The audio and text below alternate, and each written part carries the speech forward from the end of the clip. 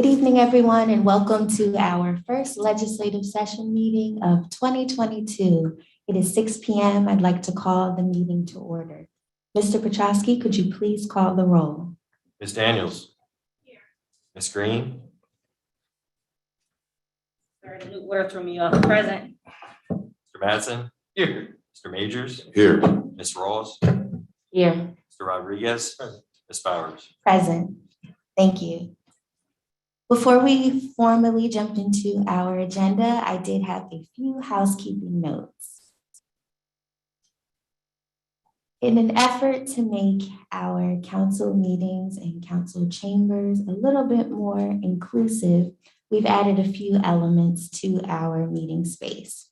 First, please welcome Imani, who is our sign language interpreter for the evening. Next, we have added a kids' corner to our council chamber. Parents, please feel free to bring your children to our meetings. Our kids' corner includes books, coloring books, stickers, snacks, and toys.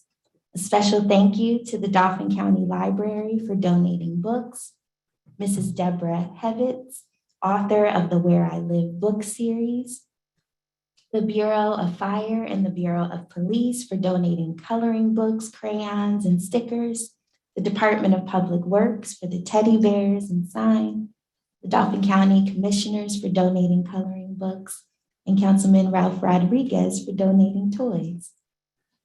Thank you all for your support in creating a special space for our children that promotes literacy, education about local government, and encourages them to become actively engaged residents in the future. In reference to access, the public will be able to view the meeting via Facebook Live, YouTube, and on Channel 20. Harrisburg City Council is now on Facebook and Instagram. Please like our Facebook page at Harrisburg City Council. Please follow us on Instagram at Harrisburg City Council. I'm happy to share our committee assignments for 2022-2023. Councilwoman Jocelyn Rawls will serve as our Parks, Recreation, and Enrichment Chair. Councilman Dave Madsen will serve as our Public Works Chair. Vice President Asha Green will serve as our Budget and Finance Chair. Councilman Westburn Majors will serve as our Building and Housing Chair. Councilwoman Shemaine Daniels will serve as our Community and Economic Development Chair. Councilman Ralph Rodriguez will serve as our Public Safety Chair. I, Danielle Bowers, will serve as the Administration Chair. Now we can move on to our agenda. Invocation will be led by Councilwoman Jocelyn Rawls. Good evening, everyone. Please take a moment of silence for anyone or any family who has lost a loved one or anyone who's going through a hard time. Thank you. And we ask that they find peace and comfort. And I want to end with, please let love stream forth into the hearts of us all. Thank you, Councilwoman Rawls. We will be led, the Pledge of Allegiance will be led by Councilman Ralph Rodriguez. You all rise for this.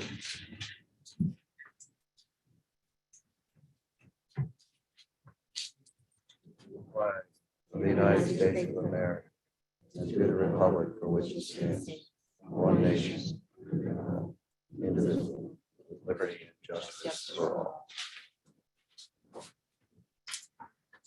Thank you, Councilman Rodriguez.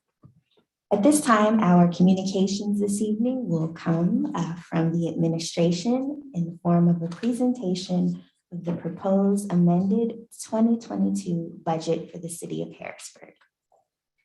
Please join us.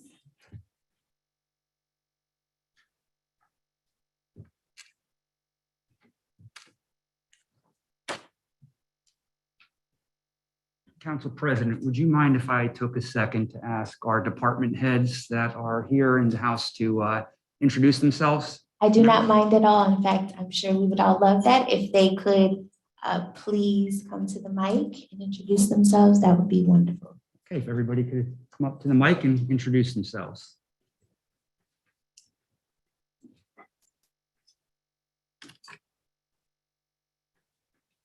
Good evening. My name is Nate Stewart, the Public Works Director for Harrisburg. Good evening.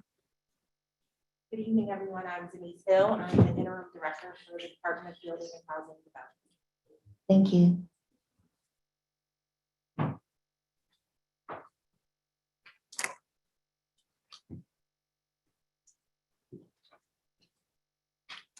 President Bowers, Vice President Green, and members of City Council. Thank you for inviting us to speak this evening about the mayor's 2022 budget. As the mayor stated at her inauguration, we cannot go back to the past. We cannot dwell on old issues and put focus on where we are divided. We are here because as a community, we will work together to make sure the city of our hearts and hopes turns into the Harrisburg of tomorrow. With that being said, the city is in a precarious position. We are at a crossroads right now. Do we decide on repeating old mistakes, or do we chart a new path? A fiscally responsible one that will free Harrisburg from the chains of debt and budget tricks that have weighed it down for decades. Simply put, we are here tonight to work with you on reducing the future burden that has been placed on taxpayers and residents. The 2020 budget, as passed, included general fund expenditures of $74.3 million, with only $65.9 million in general fund revenue.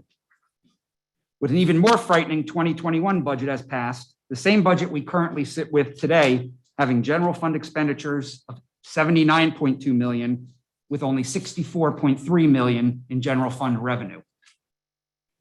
To highlight what this type of spending can do to a city and its reserves, the city of Harrisburg ended the second quarter of 2021 with $41.7 million in general fund balance.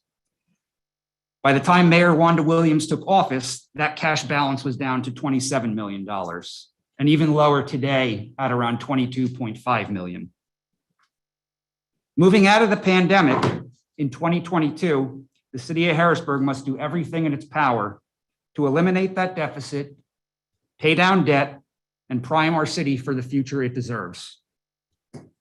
The 2022 budget proposed here today includes no tax increase. It includes no layoffs. To improve employee retention, it gives raises to all employees. It funds an IT modernization effort to bring our city systems out of the 1980s and into the 21st century. And it increases funding for our streets and streetlights, all while growing our rainy day fund. We anticipate revenue being $72.5 million, including using American Rescue Plan dollars to recoup money lost from items such as the Senator's Stadium rent and the shortfall coming from parking. And it will help cover expenses from programs like rental relief and neighborhood stabilization.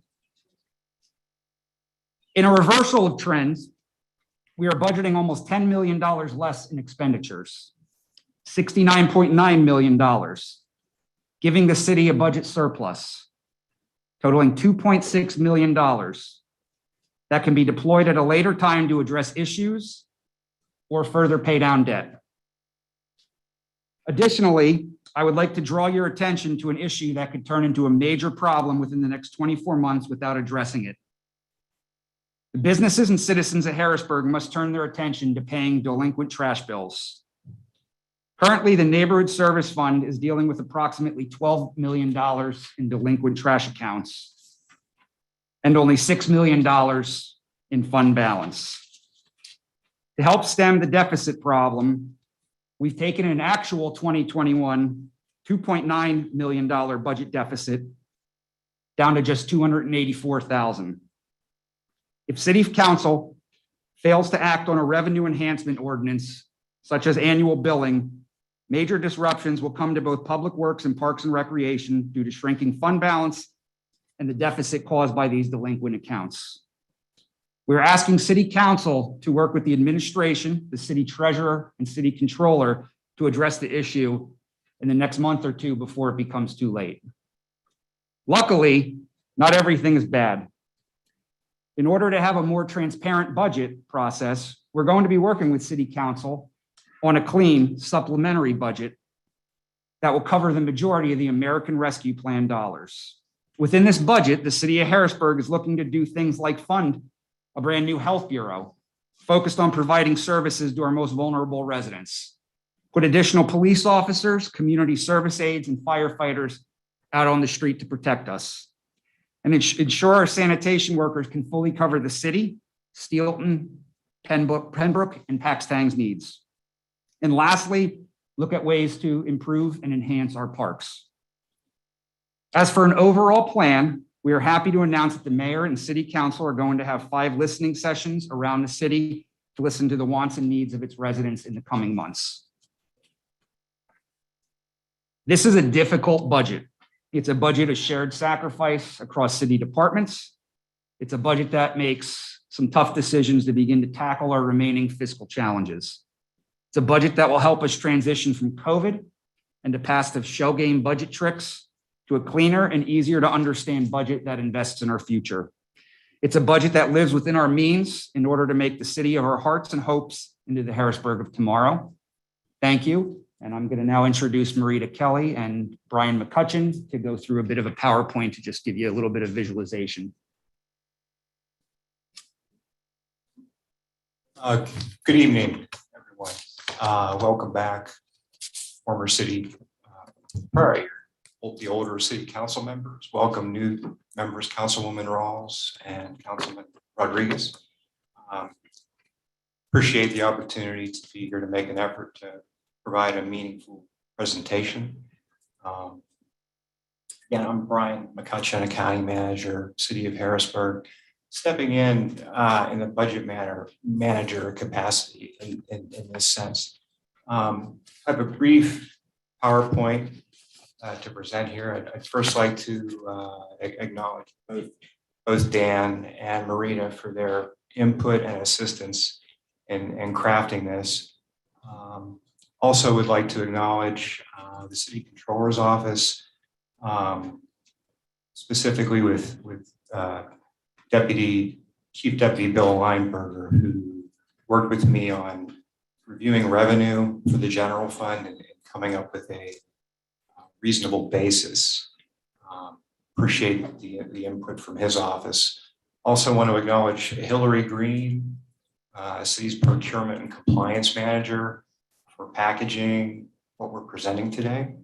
And also Rebecca Vollmer, the city's grants manager, who was very helpful when I dove into the capital projects fund and the related grant funding that pertains to that activity.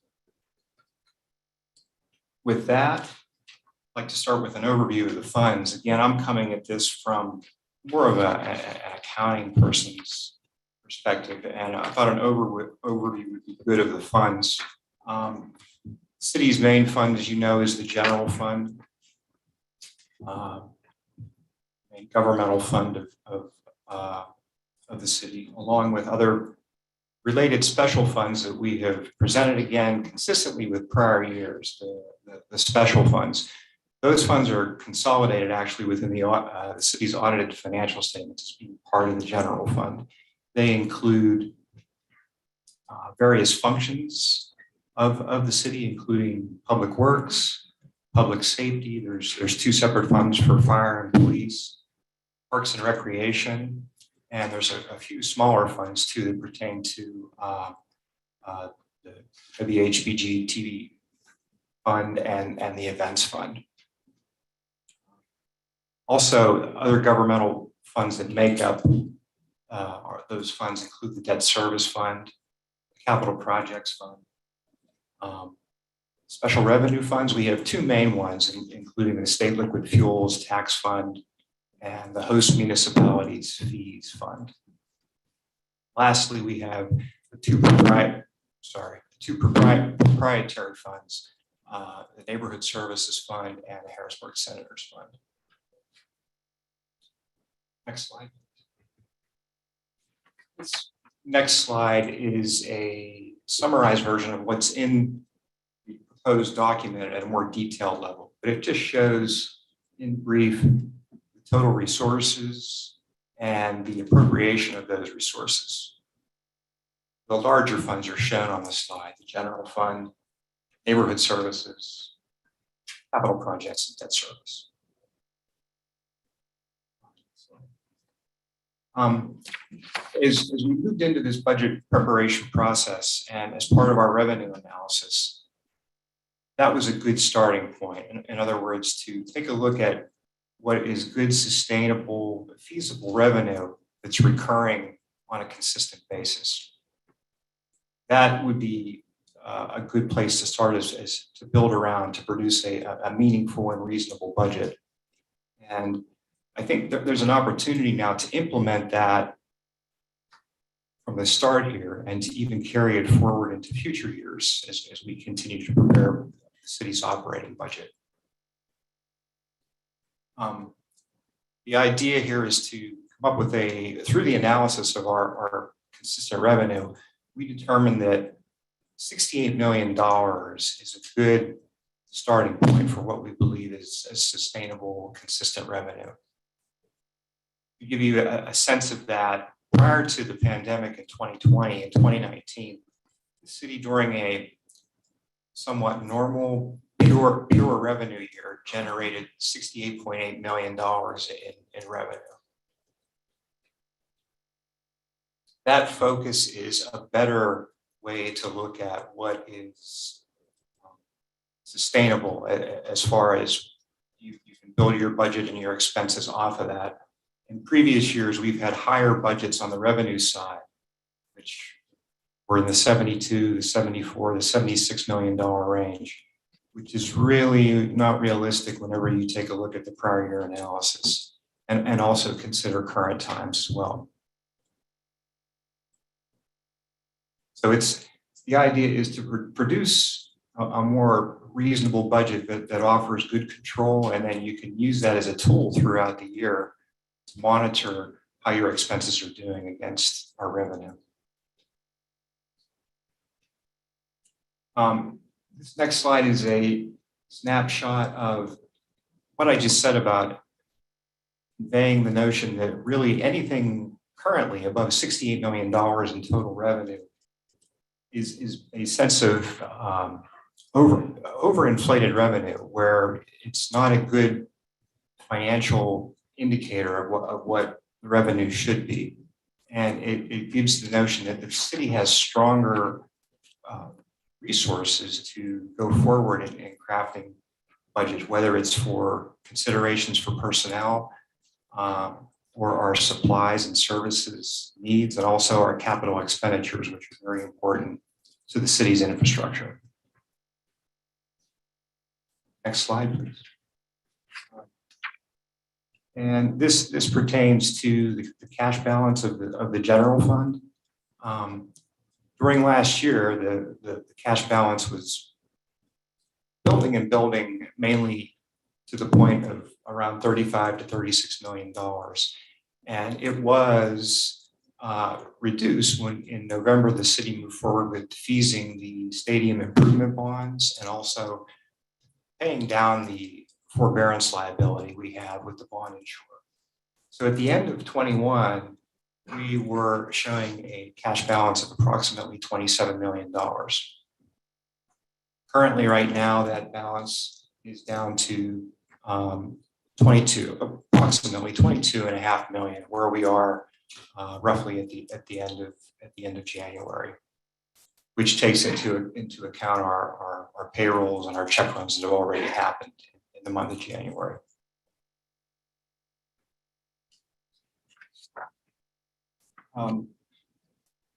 So back to that revenue figure of 68 million, and this budget currently has a proposed total expenditure of 69.9 million.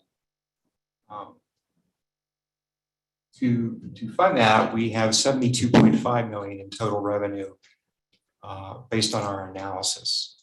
And again, we're above the 68 million primarily because of the ability to utilize the American Rescue Plan funds that we have. We feel have a reasonable basis for committing some of those funds to recover lost revenue the city has experienced from our parking revenue, including the normal monthly funds we receive from the Parking Authority and the Pennsylvania Economic Development Finance Authority, or PEDFA. I'm referring to the priority payment and the ground lease payment that the city gets on a monthly basis. We haven't received such monthly income due to primarily the effects of the pandemic on the economy and how the city is prioritized in those stream of waterfall payments. But we feel like that's a reasonable basis for utilizing those funds. Also, the stadium rent that we had been receiving from the Senators over the years, because the baseball season did not happen in 2020. There was no rent. There was better than half of what we would expect to receive in rent last year with the season occurring. And we utilized that revenue prior to the defeasance of the bonds to help with the debt service. So again, we feel that's an impact from the health environment event that occurred. Also, we have the effects of the economy on our mercantile business privilege tax revenue and parking tax revenue. So we calculated an average amount of approximately $565,000 to also utilize from the ARP funds. Next slide. That's a brief, quick overview of revenue. On the expenditure side, in the general fund, when you take a look at the city's comparative budget for 22, 69.9 million. Last year's actuals total expenditure was 73.8, but you have to remember we did the extraordinary expenditure for the defeasance and the bond insurer liability payment, which was roughly $9 million. If you take that out, this budget reflects an increase over prior year actual by approximately $5 million. And the main areas or the main departments that make up that $5 million include 1.2 in our IT department, as we continue to move forward with becoming more modern with our software system, trying to migrate from the older mainframe systems, which is not a quick process, but it's something that's it's on the move and it's looking positive for the upcoming year. Also, there's an increase of approximately 1.3 million on the public safety side. Now that it pertains to both police and fire for keeping the efforts in those departments strong. $1 million increase for traffic and engineering is being proposed, and there's an investment in the city's infrastructure, streetlight and street sign items to increase their efficiency and working availability.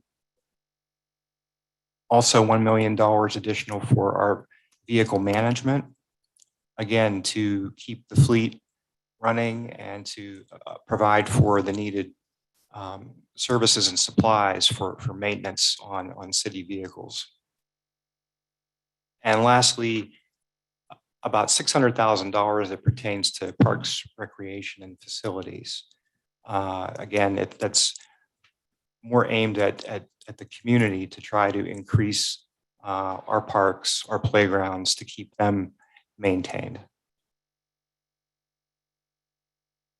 The debt service fund, that I've mentioned that as far as the city still working through it and has made significant strides in reducing its debt.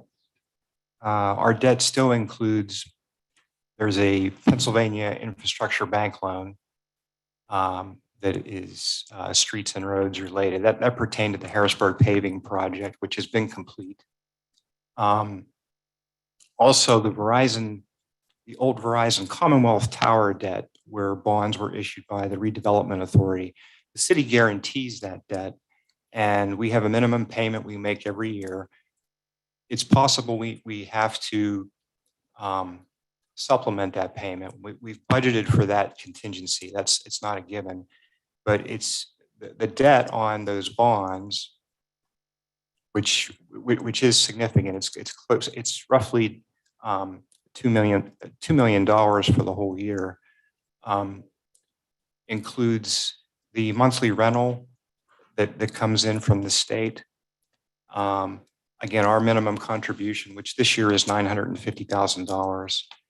And what the conditional part is the conditional rent that may or may not occur. And we don't know what that'll be. That normally happens in the spring, but we budget for that in case if it doesn't materialize. Also still in debt is the long ago completed streetlight LED upgrade project. And we're getting close to the end of the debt service on that debt. It won't be this year, but it will occur in 2023. Lastly, the big ticket item on our debt would be our general obligation debt, our Series D bonds and Series F notes. Tied into that is the bond insurer liability, which the city still has, that approximates $19.3 million in total. But the good news on the GO debt is this is the final year of that expenditure, which is $8.6 million. And the general fund is the funding source for that debt in particular. So when we get through this year, and this is sort of like if we could just hold on to this mindset of crafting more meaningful, reasonable budgets that reflect the city's ability revenue-wise. Once we get to 2023, a whole new picture opens up for budget planning and budget development. Lastly, the special revenue funds, I won't go much on these. Again, there's two main funds. It's the State Liquid Fuels Tax Fund, the Host Fee Fund. State Liquid Fuels is funded from the state, from PennDOT, with an annual allocation. We've been utilizing that fund recently also for streets and roads projects, which meet eligibility requirements. And the Host Fee Fund is a quarterly payment that we receive from Lancaster County Solid Waste Management Authority, like SWAMA, if you will. That quarterly payment has been very consistent over the years. It's a good, reliable revenue source. Next slide, please. That brings me to the proprietary funds, the Neighborhood Services Fund, along with the Harrisburg Senators Fund. The same, I believe, the same effort or the same plan as I summarized for the general fund about budgeting, I think it applies to the Neighborhood Services Fund as well. So what we did, we took the same look at revenue as we did for the general fund, and came up with meaningful forecasts for 2022. We forecasted a little bit higher than typically. We've been running around $15 million in total revenue, but there are some increased payments that we've already received related to the trash tonnage that gets trucked to the incinerator. We received a rebate payment of $222,000, which is very significant, which reflects the amount of tonnage that's been trucked and incinerated. There's also some DEP grant funds that are of a recycling nature, recycling performance grants, and they approximate $350,000. So that will benefit that fund as we go through this year. Also, what we've expanded, as you probably are aware, we've partnered with 3 boroughs, Steelton, Pembroke, and Paxtang, where the city is providing trash removal services for those municipalities. We've last year, we at least brought them to the surface in one budget unit as part of the Neighborhood Services Fund.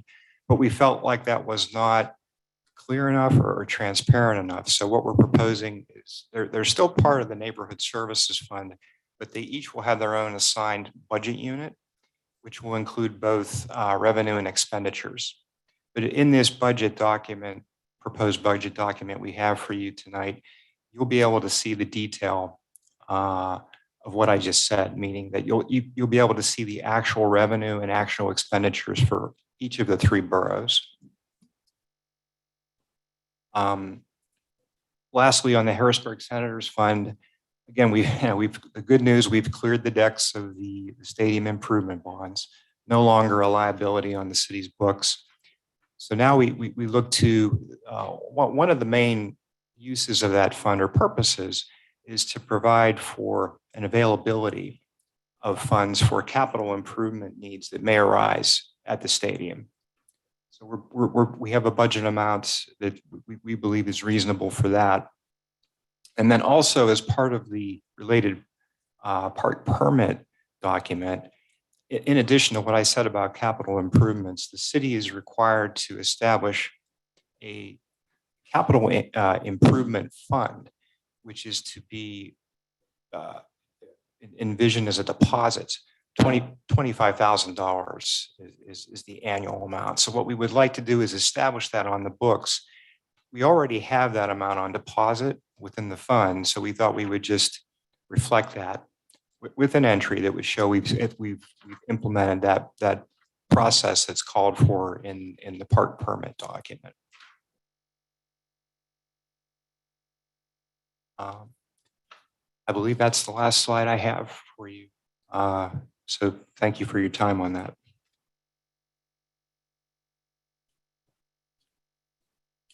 Thank you very much for your presence here tonight and for your presentation.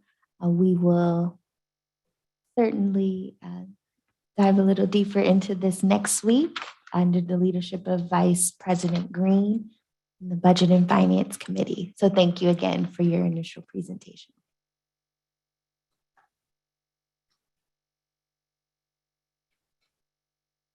This time we will move to courtesy of the floor. Anyone to my immediate right?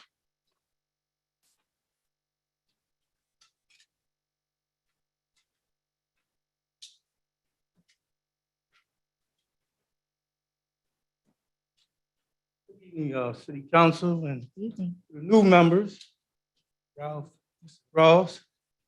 Hopefully that in 4 years won't be too bad.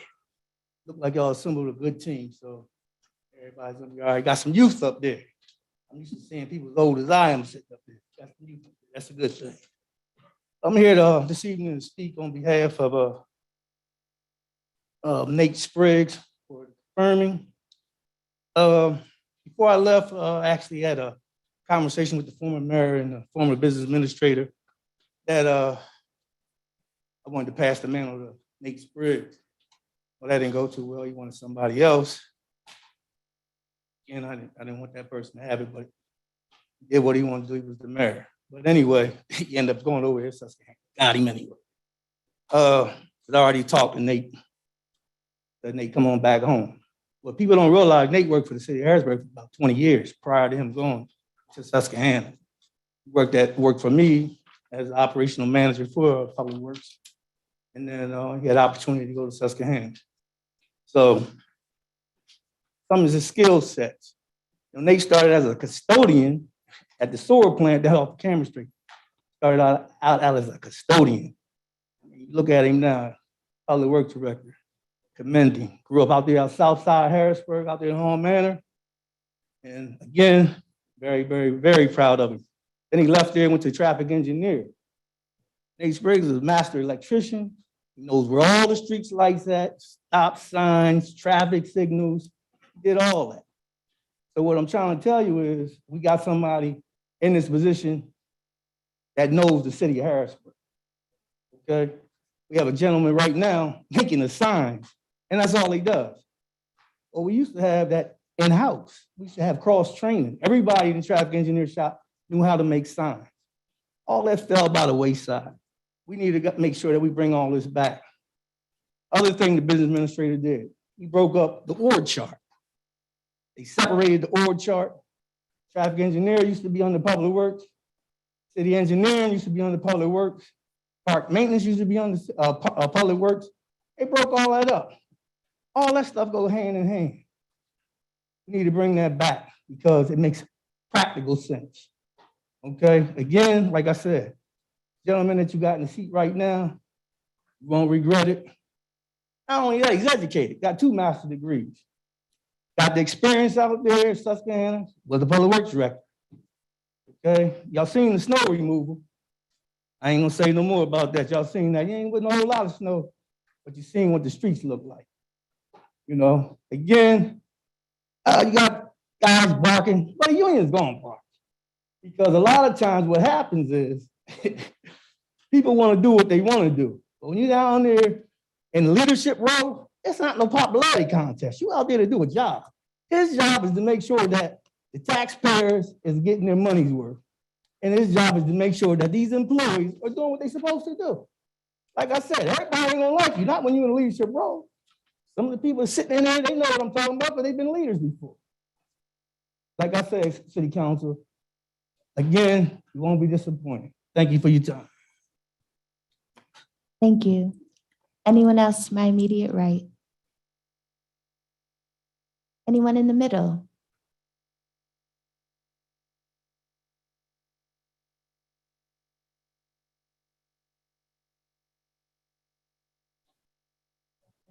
I moved to the city for a better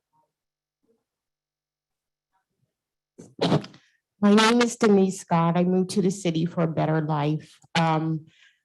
I lived in an apartment complex where I was being watched by a gentleman. I had no privacy in my home. I was raped. So I moved to the city. When I moved to the city, I stayed at a place for a while. Same thing, he got illegal surveillance up. I went to the YWCA in a homeless shelter for 7 months.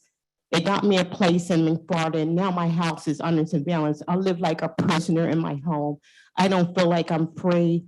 I have wrote letters to the police commissioner. I wrote letters, Patty Kim's office, everywhere for help. I just want to be free, live in my home safe like any other. This is United States of America, and no one should have to live like this. So I'm just asking the police to please help me to protect and serve me so I can be free. Thank you. Thank you for your commentary. If you could stay for a few minutes after the meeting, I will ask that Councilman Rodriguez, our Public Safety Chair, discuss with you further. Thank you. Anyone else in the middle? Okay, anyone to my left?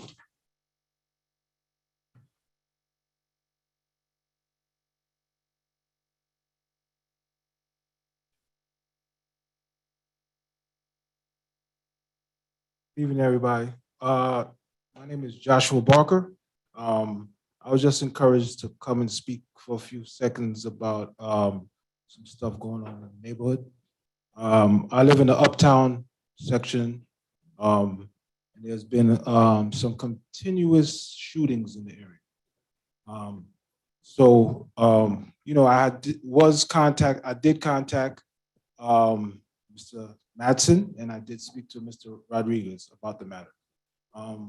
This isn't about locking anybody up, or, you know, we understand the elements of these neighborhoods. My thing is for us as a community to get together and try to work with, you know, the police and the community to just make it a little safer.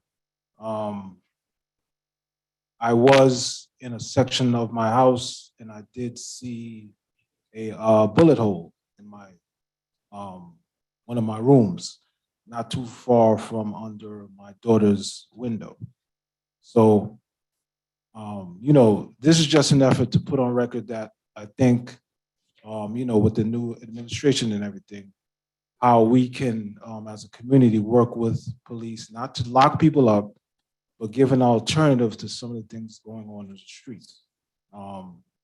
I work closely with my church, We have a school that we are doing.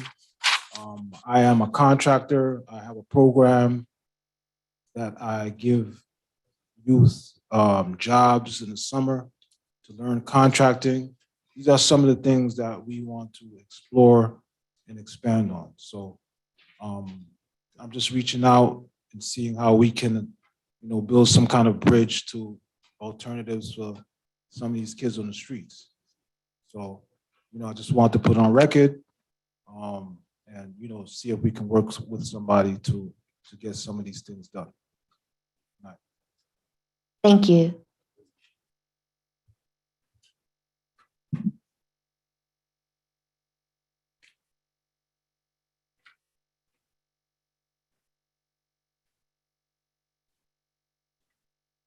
Good evening, members of council. It is evening time. I just wanted to give a couple of comments about the budget presentation. I thought it was pretty good. I wanted to also I was looking online for a copy of the presentation. So if that's going to be available to us, I would like that. I also wanted to see if we were going to be discussing our public safety budget in any more detail in the budget, or if this was just one portion of the budget and not the overall. So that was my question for this evening. Thank you. Thank you, Dr. Campbell. First, I will ask the administration, can we get a copy of the presentation put online? Yes. And then I'll also make sure some hard copies are available throughout the city, as well as hard copies of the proposed budget itself. As far as what we discussed, the public safety budget more in depth, yes, that will be our first budget hearing, which will be held next Tuesday. At the end of the meeting, I'll announce the times, and we'll also make sure it's on our social media and the webpage as well. Thank you.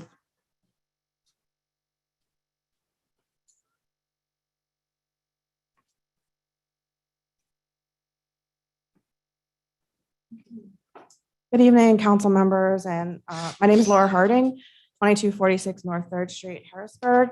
I'd like to congratulate and welcome our new council members. I didn't get to say that at the last meeting because I was unable to attend.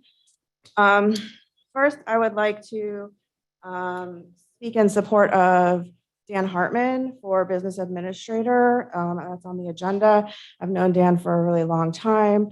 Since college, and I know him to be an excellent contribution to our city. Next, I would like to make a point that on the agenda, the resolutions that are listed on the agenda, I had a hard time finding them on the website. I don't know if they are on the website yet, but if our clerk could possibly embed them into the agenda as hyperlinks like the zoning hearing board does and the planning commission does, that would be easier for everyone to find them and review them prior to the meeting. Next, I would like to talk about the zoning hearing board. I had high hopes for the zoning hearing board after we had new board members appointed to the zoning hearing board because the zoning hearing board wields a tremendous amount of power that has the potential to affect our community and residents for decades to come. So this is not a board that should be taken lightly in any stretch of the imagination. It's apparent that our new board members, some of our new board members, were not provided training prior to assuming their duties, in spite of the hiring of outside counsel and 2 zoning hearing board solicitors who we are paying for that is supposed to be of benefit to them. I attended this is in relation to attending the last zoning hearing board meeting last week. The minimum, our board members should be provided with the Pennsylvania Municipalities Planning Code and the most relevant case law. The Planning Bureau reports also do not seem to be provided to the board members or the public in a timely fashion where they have enough time to actually read the Planning Bureau report. And it seems that they may not be aware that they can go back and read what was provided to the Planning Commission so that they can at least review the Planning Bureau report, because it was very apparent at the meeting that there were members who did not even read these reports. They're voting on the passage of applications in spite of those applications failing to meet the required standards and existing case law that does not support the approval and will be overturned by the courts. The zoning hearing board solicitors who are supposed to be advising our zoning board members are not providing counsel to them during the meetings and referencing that case law that these applications should not be approved. They are basically committing legal malpractice, and it's unethical that they are not advising them on the case law. And I know that they know the case law because I have been in attendance at meetings where they referenced that very same case law, but I witnessed them not advising the board members of that case law at the last meeting. Additionally, the Planning Bureau itself, our zoning officer who was writing these reports, is blatantly fabricating their reports to claim that some applicants meet the requirements or the standards to approve these variances and special exception requests when they don't. And the city solicitor who sits on the zoning hearing board at the planning commission is failing in his duties to correct them and is also committing legal malpractice and ethics violations by not doing so. The zoning hearing board is operating so outside the boundaries of the law, so far outside the boundaries that it's stunning to watch. Additionally, the zoning hearing board is depriving the public of their rights to be heard by relying solely on the geographic proximity rule when the law has established that geographic proximity is not the only condition to establish standing. And again, the city solicitor and the zoning hearing board solicitors are failing to inform the board members of this, and that is unethical.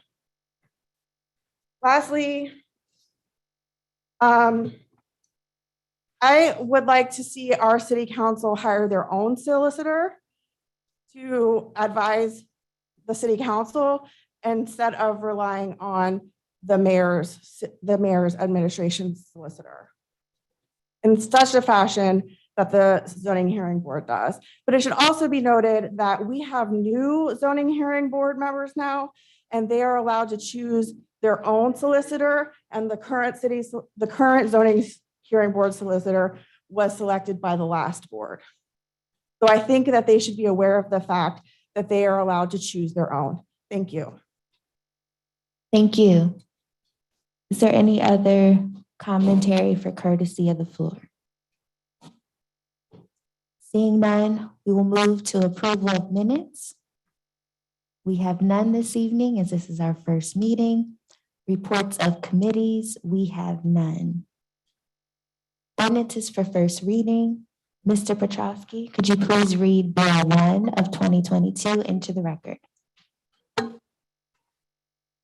Yeah, Bill 1 of 2022 is an ordinance amending Chapter 1-101.1 Council and 1-302 Glossary of Terms, Title I Legislative Code, in Chapter 2-501 Boards, Commissions, and Authorities of Title II Administrative Code to provide the authorization for virtual public meetings, virtual access for participants of certain public meetings, and to provide for a manner and time of the publishing of agendas for public meetings.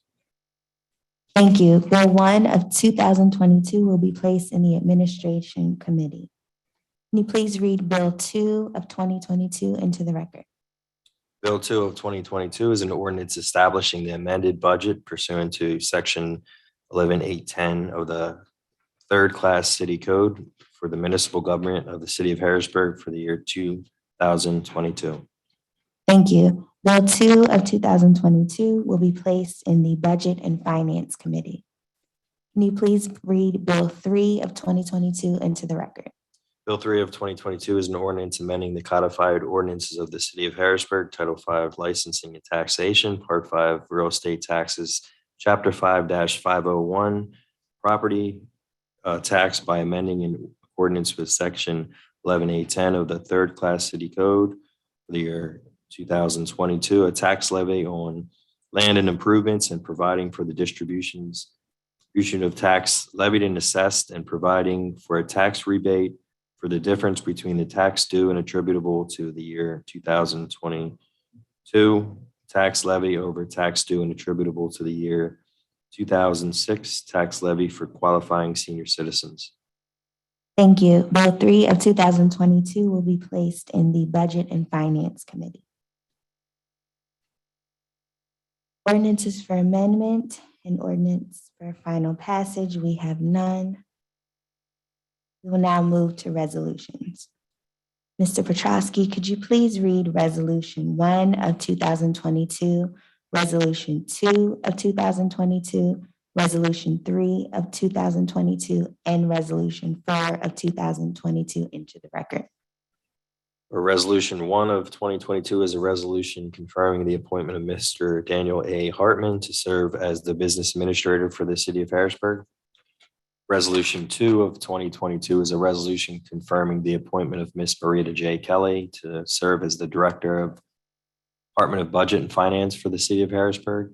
Resolution 3 of 2022 is a resolution confirming the appointment of Nathaniel Lee Spriggs to serve as Director of Public Works for the city of Harrisburg. And Resolution 4 of 2022 is a resolution confirming the appointment of Ms. Denise L. Hill to serve as Director of the Department of Building and Housing, or DBHD, for the city of Harrisburg.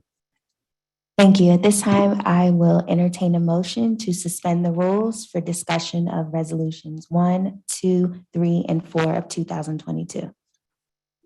So moved. Thank you. Is there a second? Second that. Thank you. Ms. Hill and Mr. Spriggs, if you could please join us for some questions.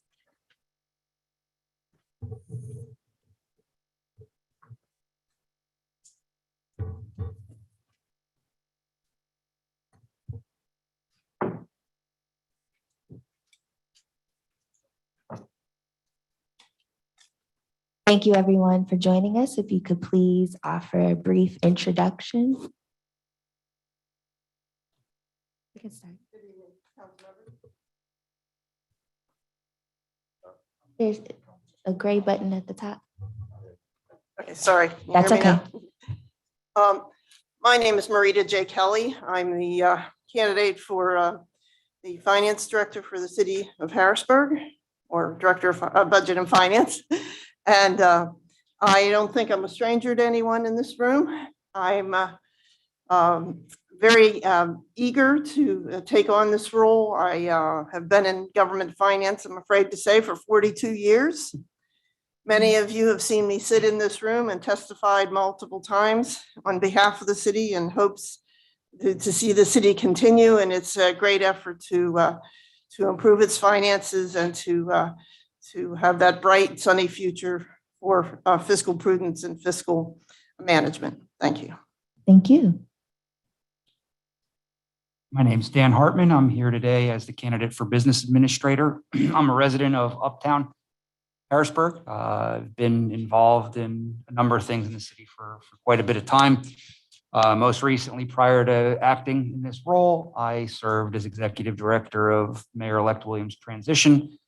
Prior to that, I was a program administrator for the Department of Transportation, handling a number of different special projects, working with the Federal Highway Administration, Highway Innovation, High School Innovations Challenge, and a municipal service exchange program called Agility, among a number of other things. So I'm happy to be here in front of you. If you have any questions, please feel free to ask. Thank you. I'm Nate Spriggs, and I'm a candidate for the Public Works Director, for the City of Harrisburg. And Aaron pretty much summed everything up for me. But he's right. I grew up here in Harrisburg, Hall Manor. That's where I was born and raised. Spent over 22 years working for Harrisburg prior to accepting the Director of Public Works position for Susquehanna Township. And when Mayor Williams and Mayor Pappin, who's called me and asked me to come back, I was honored, and I just hope I can do the job that everyone's expecting me to do. I think I'll be all right. Thank you. Thank you. Good evening, everyone. I am Denise Hill. I proudly serve as the interim director of Department of Building and Housing Development, or DBHD. Prior to joining the city about 16 months ago, I was the Director of Housing and Homelessness Services for the YWCA Greater Harrisburg. And I've been in the interim director position for about the past 9 months. I am well-versed with dealing with HUD regulations. And previously, I also did neighborhood and economic development for the borough of Stillman. Thank you very much. This time I will open the floor for questions from my colleagues. I will begin to my far left. Councilman Rodriguez, do you have any questions for the candidates?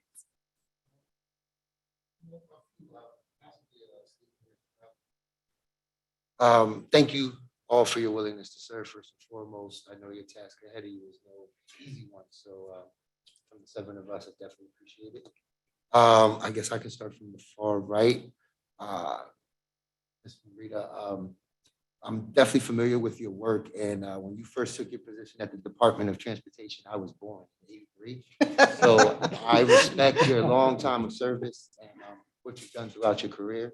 Thank you. I asked, what do you think one of your challenges would be ahead in the city of Harrisburg? Well, I think it's the same challenge that all municipalities face in the United States. There are multiple challenges with providing excellent departmental services at a reasonable, effective cost that allows the taxpayers not to be overly burdened. And to see through, as you can see, my accounting manager is an excellent accountant, and he and I believe, will work very hard to make sure that the financial management of this city will be well managed and well directed. Thank you for that. Dan, what area did you grow up in? I actually grew up, I was born in New Jersey. Okay. Northern New Jersey. But grew up in Wilkes-Barre area. Okay. And I came down here for college. Awesome. Are you familiar with the city of Harrisburg in totality? Yes. Okay. So you've gotten out, walked around, met the people, ate at some of the great spots we have. Quite a bit. Awesome. I've been in the general area for over a decade already. Okay. I would definitely just encourage you keep it up for the optics and enjoying a lot of the things that the city of Harrisburg has to offer. And if everything does work out in your way, just always consider when it comes to financing, budgeting, just always put the residents first. Thank you for your willingness. Thank you. And Mr. Spriggs, I've heard of a lot of the great work you've done, so I definitely appreciate your willingness to serve. Throughout the time that I have been getting quite a few calls just about concerns from the department, which I could feel anything pretty much can be worked out. But that would be, if I had any concerns, that would be. Thank you. Thank you. Absolutely. And we have Ms. Hill. I don't really have a question for you, but I really appreciate you being in front of us and your service. Thank you. Thank you. Councilwoman Daniels, do you have any questions for the candidates? Sure. Some of these are just for clarification purposes. So Ms. Hill, you've been with the city for 18 months. Can you remind me when you became acting director? In May of 2021, the last 9 months. Okay, so it's been significantly past the 6-month period. Yeah. Okay. So that's it. Mr. Spriggs, could you give us ideas of, like, for your vision for things that could be improved on, that are low cost for the city? That are no cost for the city? Low cost Oh, or low no cost? I mean, no cost would be best, but. Oh, low cost. We're in a pretty tough situation with the condition of our infrastructure, and our blight is just killing us, to be honest with you. So just about everything's going to be it's going to cost us at this point. There's been multiple years of neglect for our infrastructure and for the way we've done things, and a lot of it was just because we just didn't have the funding. You know, when Act 47 came through, it really it took us out. And I remember Aaron and I would go out and work for free for the city on weekends and holidays because they couldn't pay us, but we needed lights turned on and we needed to do work. So, and I don't know too many people that's willing to do that anymore for free, but you know, it's just, we're in a situation where we've gotten so far behind the 8 ball, it's going to cost, honestly. And do you have a sense of any anything you would like to see accomplished within your first year? Yes, Director? so we are working hard to implement a paving program that hasn't existed here for a long time, primarily because we were short-staffed and we would divert all of our resources to sanitation. So we're getting to the point now where I'm asking the sanitation department to be more accountable for doing their own work and stop pulling from other departments so that we can focus on repairing the roads in the city. Because we have the personnel now moving forward that we can get out there, and we're looking to hire, and we can get out there and do a lot of these projects internally. Some of the smaller projects, less plaguing the city. That's it for me. That's one for you. Okay. And Mr. Herbert, so when you worked in Luzerne, was that mostly in Wilkes-Barre, or did you get around to other parts of Luzerne? Yeah, one of the projects I worked on was administering the Help America Vote Act grant. One big component of that was ADA accessibility. So everywhere in the county, we had to go and do an actual survey of locations to ensure that polling places met the ADA requirements, Americans with Disabilities Act. So I was all over from Hazleton up through Pittston, Duryea, all the way to the Back Mountain area, to the eastern front, touching into the Poconos. So that was one of the main things I worked on, along with the public outreach and training program dealing with the implementation of new voting machines for the county. And then it looks like your non-campaign work kind of begins in 2014. So between then and 2014, it's campaign work, and then 2014 you begin working with the Department of Transportation.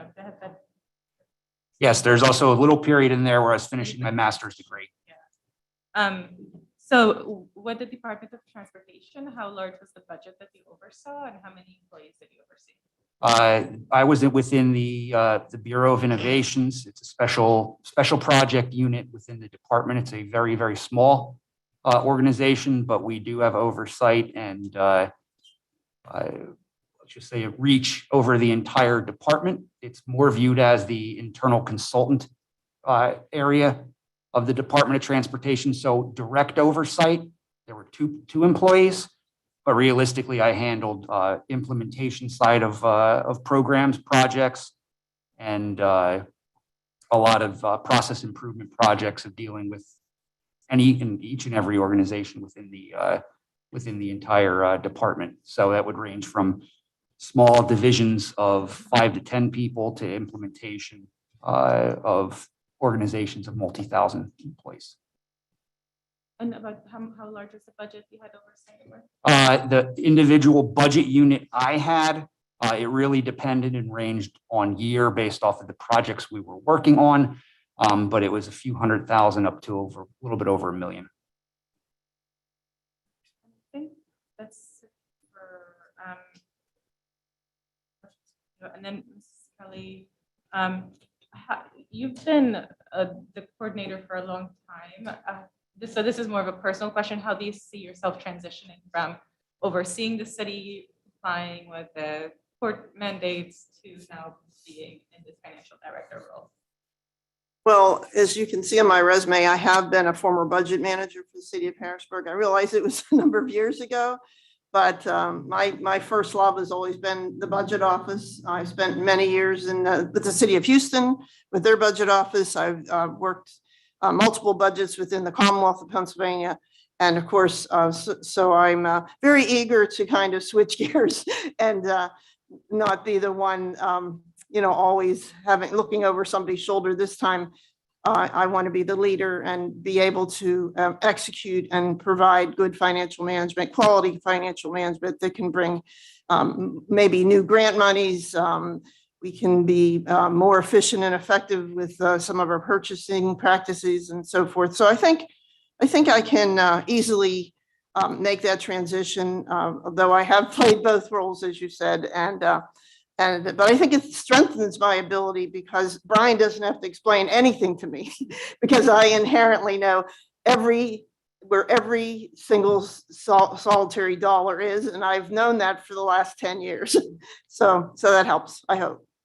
And as of right now, you've all been here just very briefly, but do you have ideas right now for opportunities for savings for the city?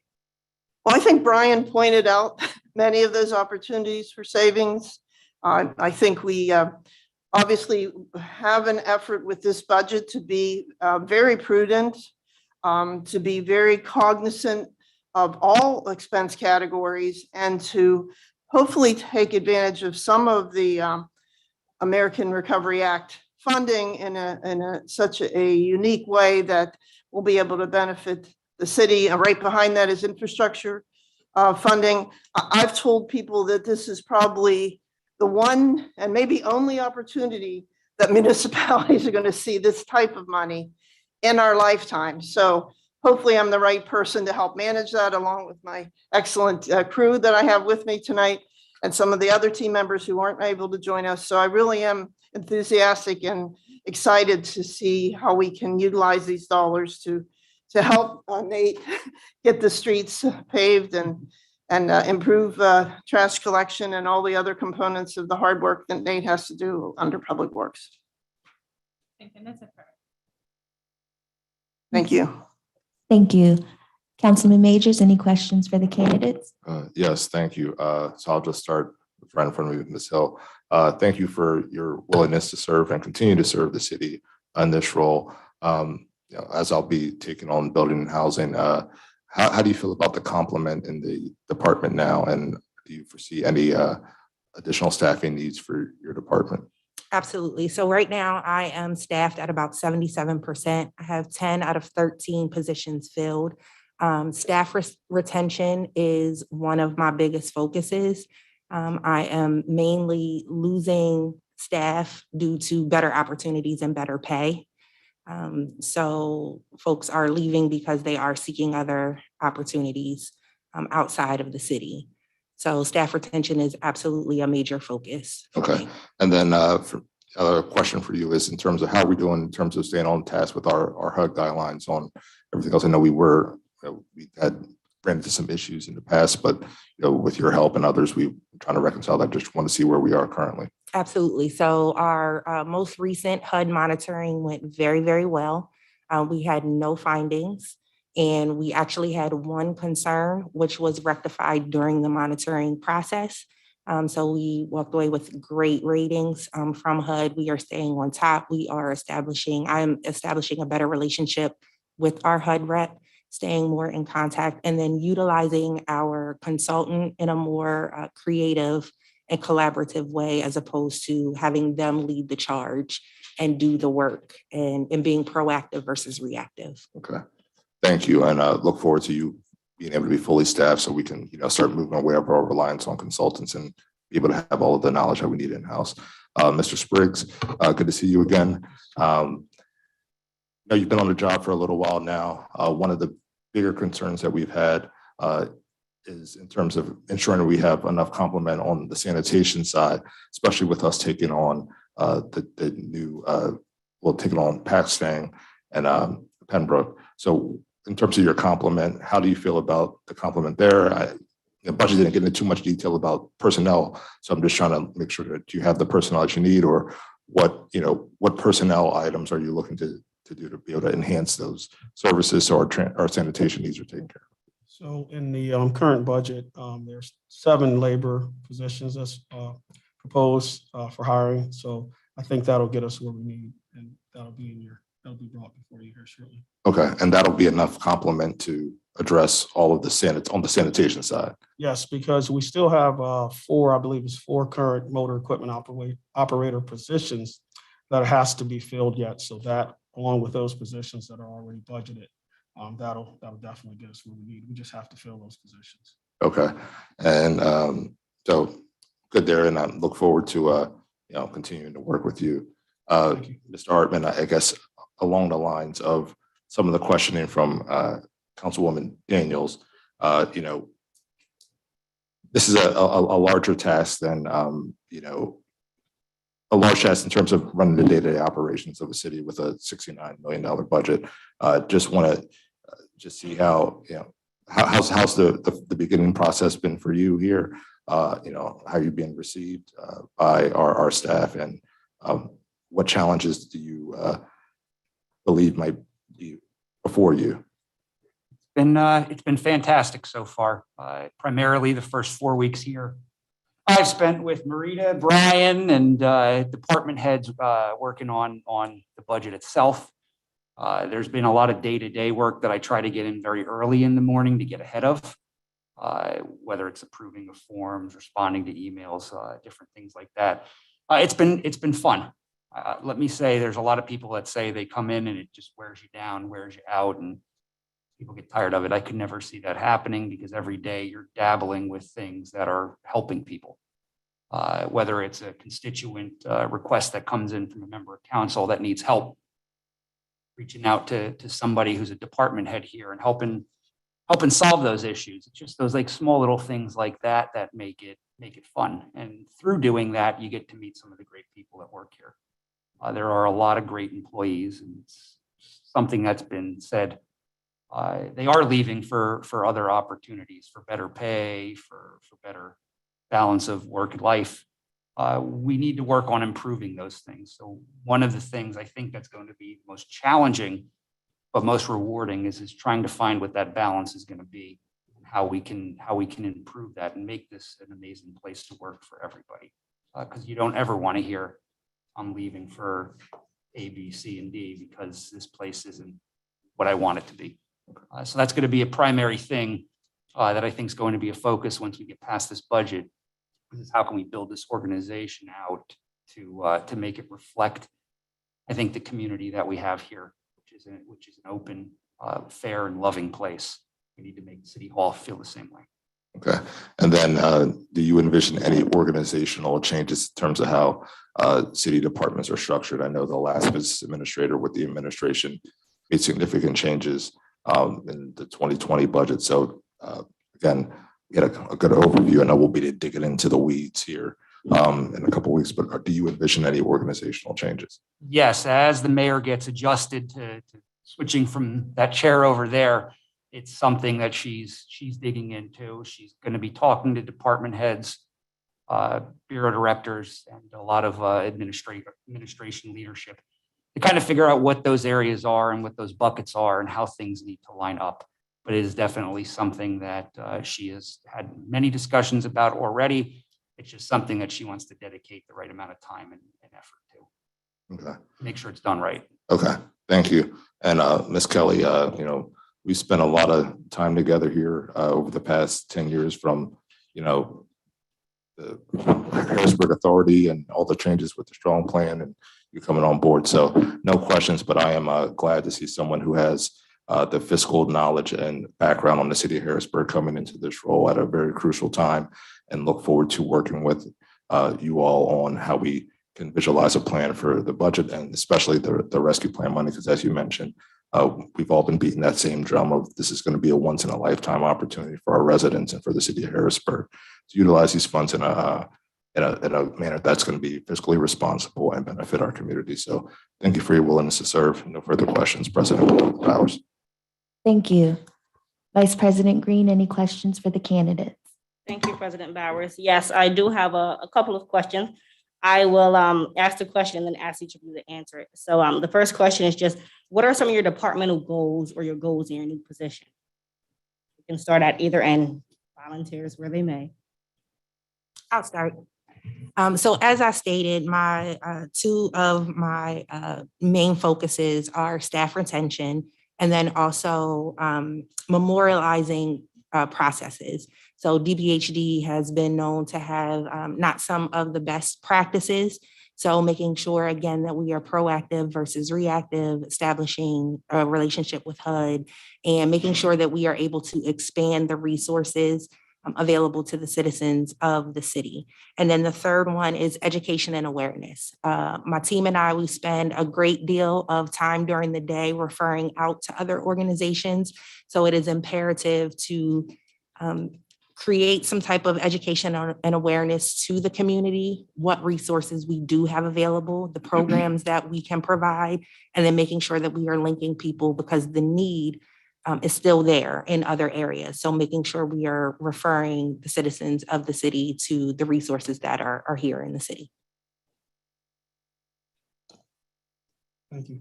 Vice President Green, some of the things that I would like to see is I'm big on accountability. And, I listened to Councilman Rodriguez note that there was complaints coming from the Public Works Department. There's going to be complaints because I lead by example. I'm in every morning at 5 a.m. I leave after 1:30, sometimes later. And so I hold everyone in that building to a higher standard. And in doing so, we owe that to the residents of the city because for a long time, they weren't getting that. And so that's one of the things that I'm bringing to the Public Works Department is accountability. We had a lot of lost time and wages due to the fact that we were allowing certain people and certain employees to leave after a shift or after they performed a certain amount of work. That no longer happens. They're required to finish all the assignments prior to going home. That's what we pay the employees for, and that's what we're doing. The second thing is we're looking to get some safety training to help prevent workplace injuries. We have a lot of workplace injuries coming out of what Public Works, more importantly on the sanitation department. So we're looking to hire a trainer, some route drivers that'll try to keep these guys safe and give them some official training. Usually when we hire someone, we just pretty much start them out there on a truck and, it results in injuries a lot. So we need to tighten that up and put people in place to provide the training that we need for our employees once they're hired in some of these positions. It's a two-prong answer here because as the administration department head, it's going to be the IT modernization effort. We have a really antiquated system here in the city. Systems built anywhere from the 1970s through more recently, they don't talk to one another. We need to try to get as much of that under one roof in one house as possible. That's something I'm working on with IT and a number of other people.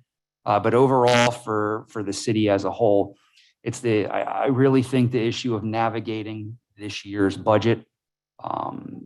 We need to just get over one more hump where I think next year, as Mr. McCutcheon had alluded to, there is going to be the ability to free up cash and free up more cash that I think would enable us to, once we get past ARP and funding positions like Mr. Spriggs is talking about, once we get past ARP, we'll be able to sustainably fund a lot of this sort of stuff that we're looking at doing here in the city. But it's really an issue of how we navigate those because we can't bite off more than we can chew to start. So we just have to be smart over the next year or two in how we do things. And navigating those waters, I think, is going to be something I really look forward to doing with Ms. Kelly and the team we have here. But I'm excited where we're at so far with it. Again, thank you for this opportunity to speak with you. I believe that the Budget and Finance Department goals include promoting excellence in financial management. One of the things we'd like to do is we'd like to seek the Distinguished Budget Presentation Award, the Government Finance Officers Association Distinguished Budget Presentation Award. And if I can get Brian to go along with me, to seek their award in accounting excellence for the CAFR award for Comprehensive Annual Financial Report. Having both of those awards, if we should be able to procure them in the next 4 years, can actually improve our opportunities for a improved credit rating, assuming we can get back into the bond market. So that's a very important goal of mine. I also am very much in favor of working with President Bowers with the budget process and encouraging transparency with the citizenry so that they understand the budget process, they understand the budget mechanism, and they understand the important role that both the mayor and the council play in the power of the purse, as we say. Also, I think I don't need to explain to you what opportunity and what advantage we have having someone of the caliber of Brian McCutcheon as our accounting manager. He just brings wealth that I don't think anyone appreciates him as much as I do, because he's a tremendous asset to the city. And lastly, I want to work with the ARPA and infrastructure funding, as we talked about, helping to manage that properly, helping, well, first of obviously obtain it and manage it and execute it and work with the department heads to to get the best return on our investment for Mr. Biden, President Biden. And lastly, I want to work personally with seeking additional grant funds and funding, because I don't know if you know, but I spent the last 3 years at DCD pretty much focusing on grant writing, grant management, and we happen to have an excellent grant manager, Rebecca Volmer, who's brought a lot of grants to the city. And I think the two of us combined could be a dynamo. That's my hope. So maybe my goals are too high, but it always is a great opportunity to set your goals high and then hope to achieve them and to benefit both the mayor and city council. Thank you. Thank you. I don't think there's a such thing as too high of goals. Here in Harrisburg, we deserve the best, so we aim for as high as we can get. Thank you to all of you. I look forward to seeing your goals come to fruition. They all seem like very attainable goals, as well as very much needed goals. My second question to everyone, as we aim to really engage the public, how will you as a department head, or head of the city, or excuse me, head of the administration, how would you look to engage the public to let them know about the different programs, whether it's home money, whether it's bulk pickup, or how to curb illegal dumping, whether it's rebranding the city itself or the budget process? How do you plan on really engaging the public so that they can be an active part of local government? Whichever end wants to start. I'll start again. So for me, I am working with my lead team to put out marketing and branding for our lead program. A lot of residents are not aware that the program exists. So we are doing mock-ups for Lamar advertising. We have money in our budgeting to be able to advertise both on buses, on billboards, in schools, make banners. So we're just finalizing the mock-ups for that right now. We have also talked about including a newsletter in with the water bills, specifically to DBHD. Previously, there was a newsletter that goes out, but just making sure that it is thorough and robust, specifically about my department.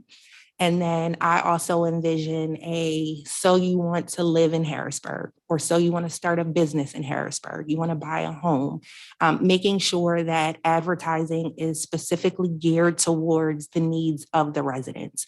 What I find a lot of times is people want things in the city and they just don't know how to go about them. So as I was stating before, we do a lot of referring. There needs to be some marketing that goes out that we can hand someone or direct them to a user-friendly website that they're able to find the information they need. So myself, along with my management team, we're active managers. I spend probably 3 to 4 hours a day in my office or less, and I ride the streets. I interact with the public daily. We just did a large bulk cleanup today at 16th and Chestnut. My whole team, well, my management team was on site. I was on site, and I'm very active in the community. Another thing we're going to do is we're going to start posting our paving projects online on our website to make the public aware when we're planning on being in their neighborhood to do small scale paving projects. The blight cleanup is something that just jumps out at us, so we tackle it right away. So we don't have the opportunity in most cases to give the public the notice that they need, that we're going to be in their community cleaning up. It's just something that jumps out at us and we tackle it. But I'm hands-on, my team's hands-on, and we get out there every day and we talk to the public. We hand out our cards, and I encourage them to call me directly if they have problems. Just a little follow-up here. If someone has a street that they think needs to be paved, like say Sycamore Street between like 15th and 17th. Is that near your house, Chance? I mean, Sycamore is a pretty main street, Yeah. and it's right by the Public Works facility, so just might be easy to stop by. But if they did have somewhere that they were looking to get paved, how would they reach out to you? So what I have is I have a list of projects, and my managers have a list of projects because we ride the city. And we're looking for things less on a smaller scale. A lot of the larger scale projects, I believe the mayor was talking about, and Dan can answer this better than I can. We're talking about contracting those out. We don't have the resources in-house to do large scale projects. What I'm looking to do is take some of the streets that are completely obliterated with potholes and patch jobs and go in and cut that all out and repair it on a smaller scale. Sycamore Street, the whole width of Sycamore Street, that's something that we're probably going to capital project repair list, and then we will tackle it by bid, not likely. But the smaller scale stuff on Sycamore Street, some of the small, we'll go out and cut that out and repair that, so it's nice. Curious. Looking at it, it's a micro and a macro aspect. I mean, from a micro level, it's working with our people at the front desk, making sure that calls that come in or emails that come in are being responded and answered in a decent, timely fashion. For the individuals sitting up here on council, it's as if you have a concern, complaint, anything that comes from a constituent, you have the availability and the ability to reach out to me whenever, and I will work to make sure you get a response in a decent amount of time. That could be at night. You have a constituent who comes with a complaint. Bring it to me. I'll work on getting you that answer as soon as possible. You know, on the micro level, it's dealing with things like that. On the macro level, Marita's probably going to mention one of the big things we're working on, but it's really something that Mayor Williams is really important, or is taking things out into the community, really working within the community to see things they want to hear, they want to see done.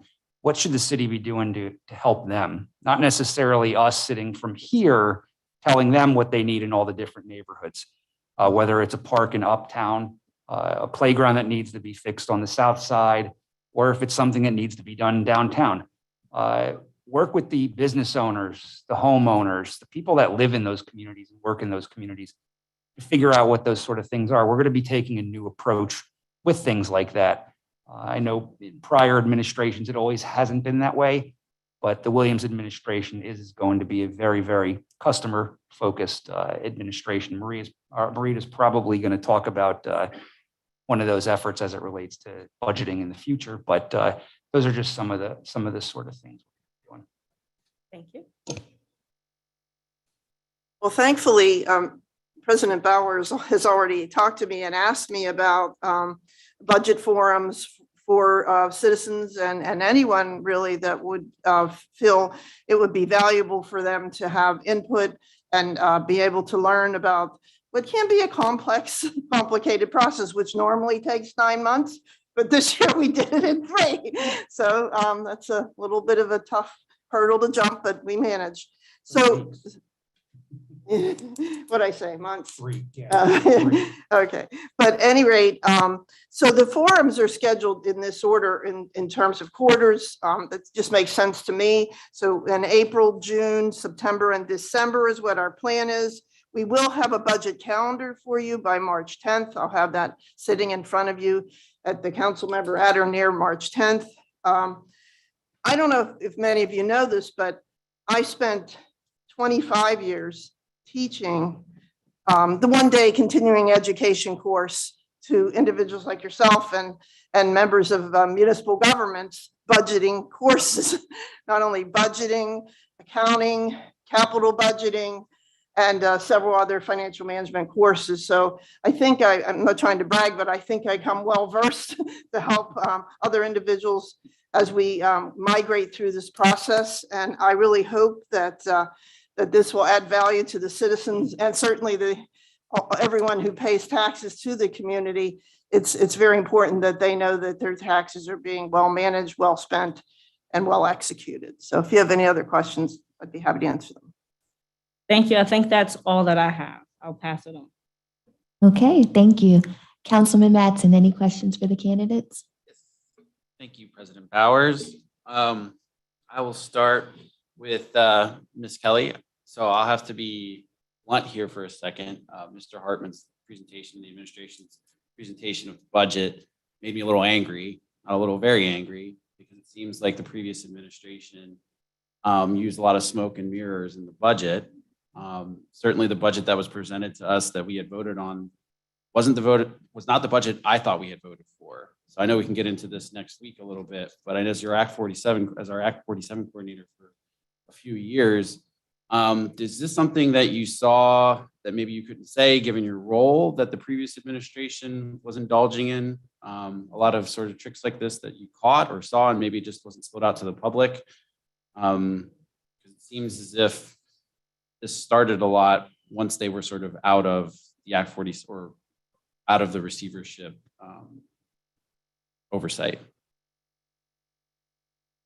I'll try to answer that as clearly as I can and as best I understand. I think the complexity with budgeting is, as Brian had said, is that if you're only bringing in 68 million in revenue, you really shouldn't be spending more than 68. Now, we know that for a period of time, you guys had a substantial fund balance. I understand that from time to time you need to tap into it. And I know you have the GFOA best management practice for maintaining a fund balance above 5%. But I think, again, I don't mean to be overly critical because it's easy to be a Monday morning quarterback. And I've been a Monday morning quarterback for the city for a long time. But I think if there was anything that was an issue is that there's like a number one rule in budgeting is that as best you can, you try to budget so that your revenues equal your expenditures. However, in the past, the previous administration, again, relied, I always thought, because I was the recovery coordinator, that they relied and recommended relying a little too heavy on the fund balance, but I'm a very conservative finance person in nature. So I'm going to be the more conservative in the group. So it's not a criticism, it's just an observation. But on top of that, there would be multiple positions that were in the budget and they knew they were in the budget and they intentionally did not fill those positions. And that's okay, but then when you don't do that, you show this kind of weird circumstance where it looks like you have money, but you don't, because if all those positions were filled, you'd be stuck. So if I had to make, if I had to make any criticism, I don't know if it's a criticism, it's an observation. Because heck, again, I'm a Monday morning quarterback, and I know the city's finances like the back of my hand.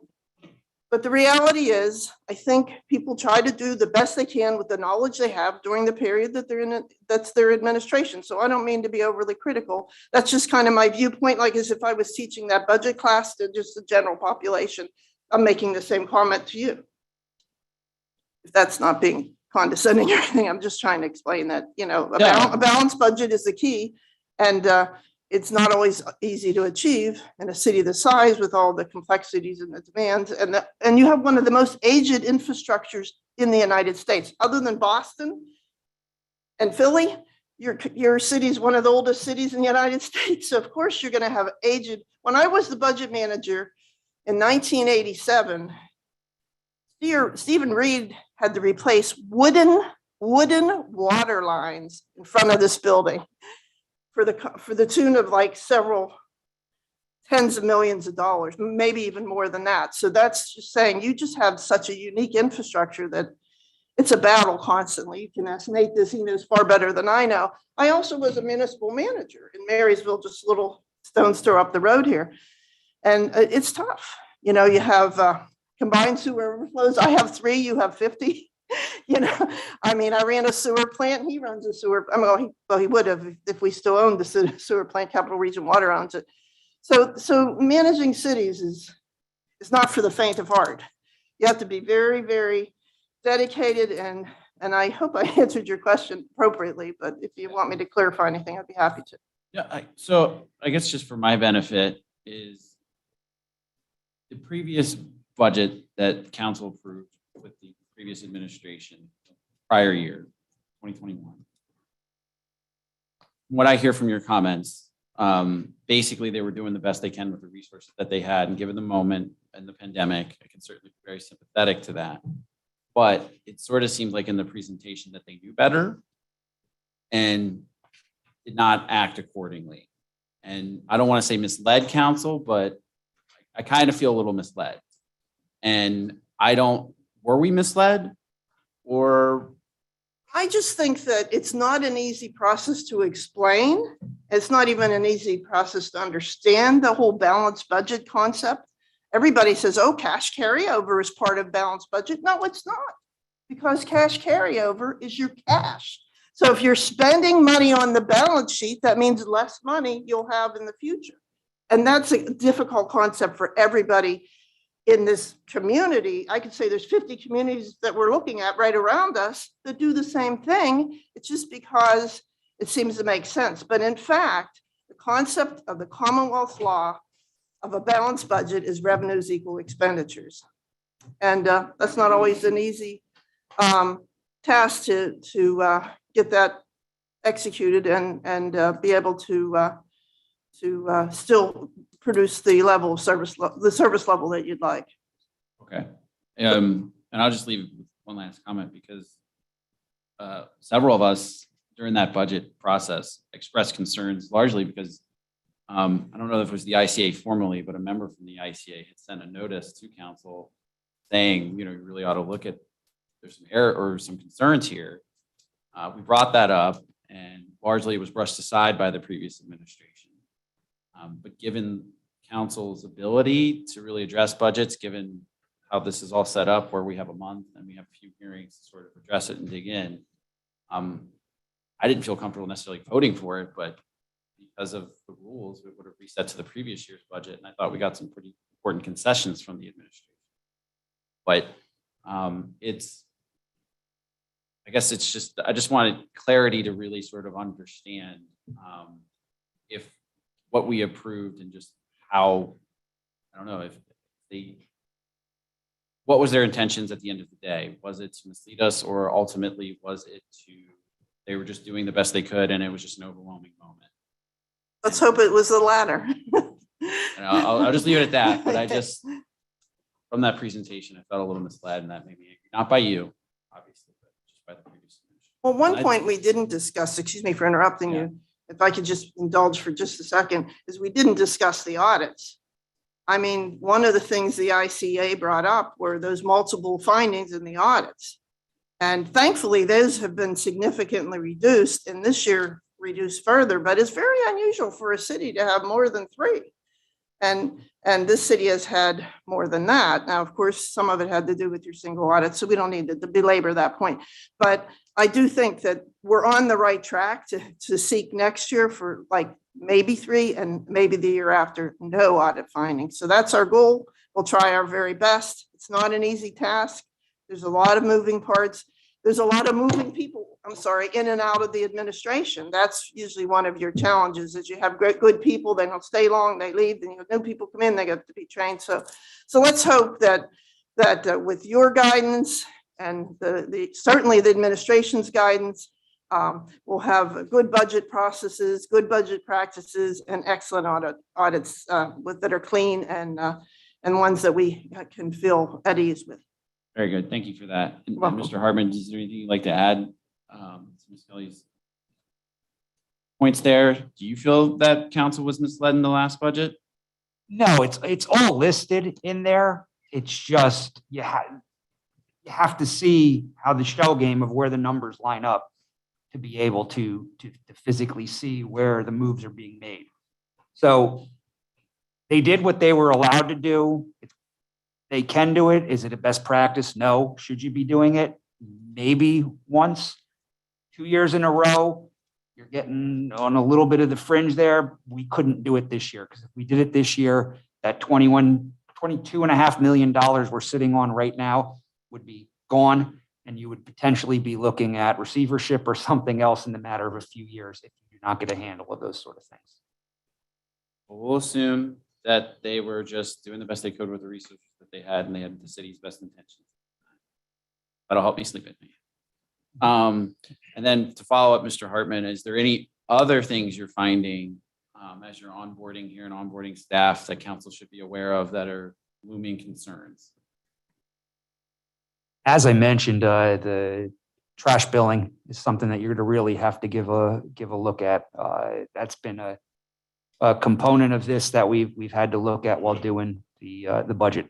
If we want Mr. Spriggs over here to be able to do the job that he needs to do, we need to make sure that the services that they're putting out there, we're receiving payment for those services. Because if we don't, his folks still have to go out there and do it.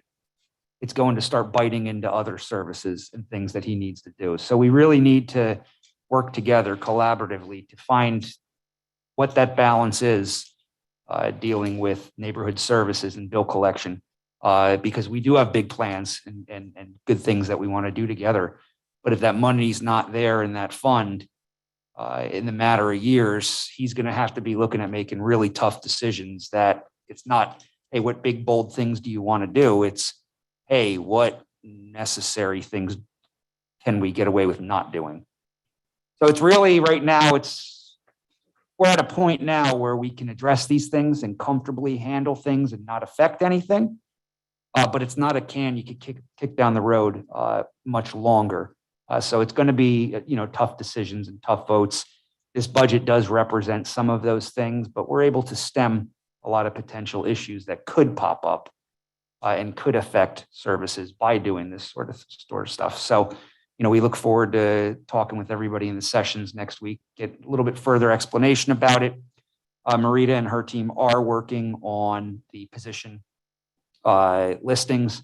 When we took office, none of the background work was done on adjusting anything from the inflation or the raises that were negotiated by the unions. We had to do manually everything for the entire process. So it's a lot of work, but those things will be coming over to you in the coming days as an addendum. Those are just a couple of the things. And my next question is for Ms. Hill. How is the department currently, how are we doing with compliance with HUD regulations? I know that's something that's sort of been an issue with the department in the past. Do you feel you have a good grasp on it and, you can have a thorough and good CDPG, whatever that abbreviation is, process? Yes, yes. So as aforementioned, our last monitoring went very, very well. And I don't anticipate any issues with our annual one that should be coming up here in the spring. Again, that has just been through constant communication with our HUD reps and making sure that we understand what the regulations are and then moving forward that way. This one last question is for all of you. So we've heard a lot about what you're all very good at. You mentioned something that you may struggle with or you're not good at, and what we can do to help you with that. Any takers? Not everyone at once.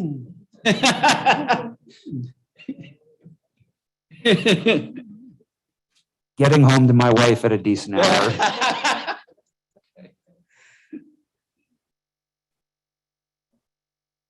Ms. Kelly? Well, I've been at this for 42 years. If I'm not good at most of it, then I'm in big trouble. But we always could have more patience, more understanding, more approaches to the citizens, and with a view of their concerns and a view of how we can help them achieve what they'd like to as both taxpayers and citizenry. So I know that's not really a great answer, but I've just been down the pathway for 42 years. So there's nothing that surprises me in local government. And I hope that I can just live up to your expectations, because it means a lot to me to have your respect. Thank you. Briggs? I think I could do a better job at delegating work. I'm a hands-on guy. So a lot of times I find myself in the mix and I have to step back and just, remind myself that there's people in place to do that work. So I think that's one of my biggest hangups. Bill? As cliche as it may sound, I would have to say my own self-care. I have a phenomenal team, and I would never ask them to do anything that I'm not willing to do myself. So they are constantly supporting me and teaching me and telling me it's time to go, let's go. But echoing what others have said, is making sure that I give it my all while I'm here, and then just resetting so that I'm refreshed and ready to go. But there's just always that feeling that I can do more. And so just wanting the best for everyone is leading to that. So. Thank you all for your service. And that concludes my questions. Thank you. Thank you. Councilwoman Rawls, any questions for the candidates? Well, good evening, candidates. Being at the end, most of my questions have been answered, which is glorious at the same time. But I want to thank you all for stepping up into these leadership positions. Being a leader is not easy. It comes with many different qualities, and it can be tough sometimes. And sometimes you do want to just give up. But I thank all four of you for sticking it out and wanting to and being enthusiastic about being a part of the work that needs to be done here in Harrisburg. We're all ready to move forward, and I thank you for wanting to do that. I did a little research by speaking to as many of your employees as I could. I thought that was important. They know you better than most do.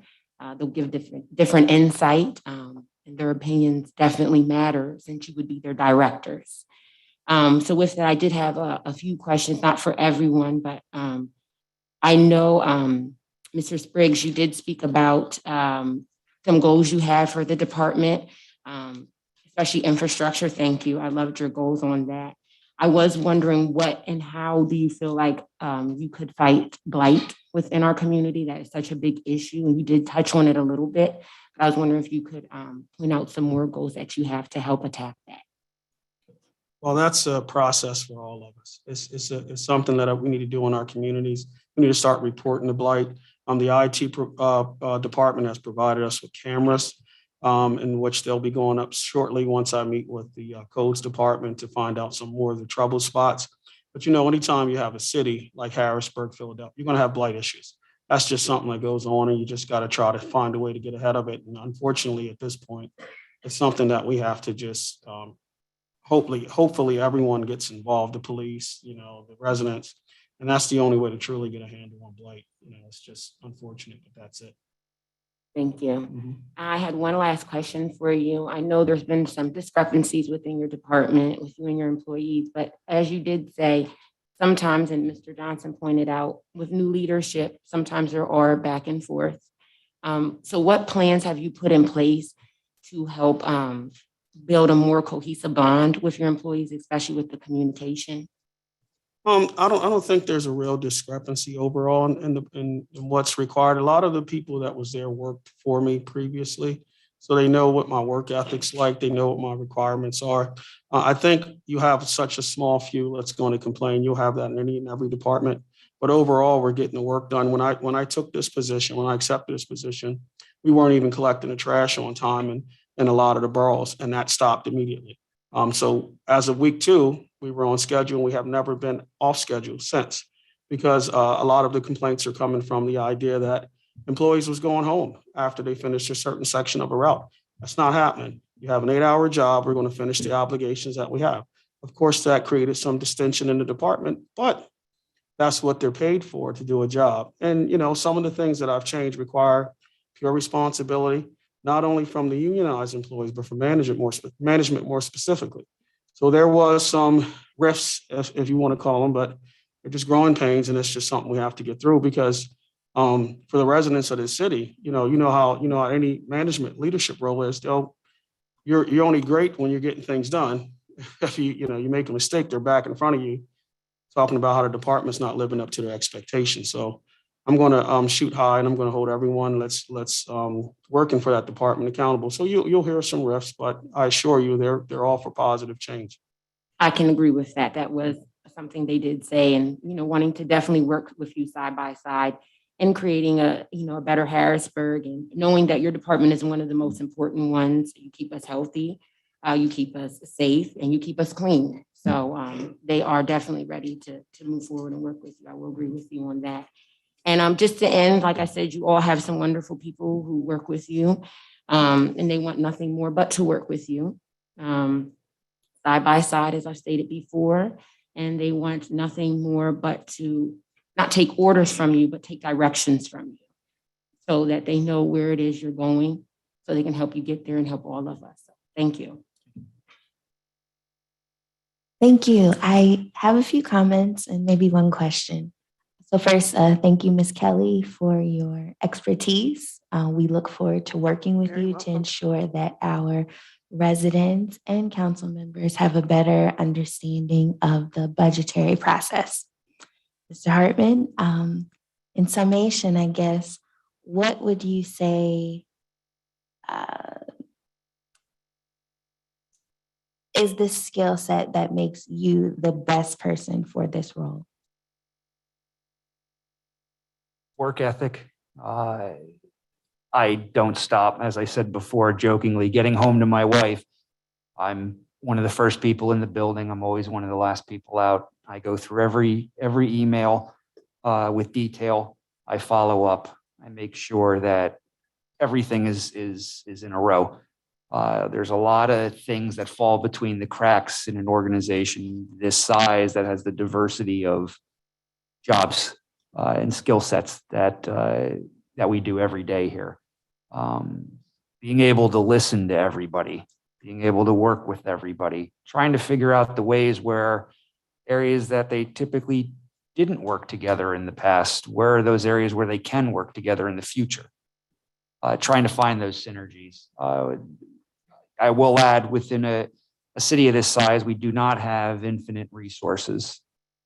It's really trying to work with the team and the expert managers we have and the staff that's fantastic on how to best deploy those assets. So really just managing people, which there's so many things that go into that. If you do well enough with all of them, you'll be successful, because nobody's going to be perfect in everything there.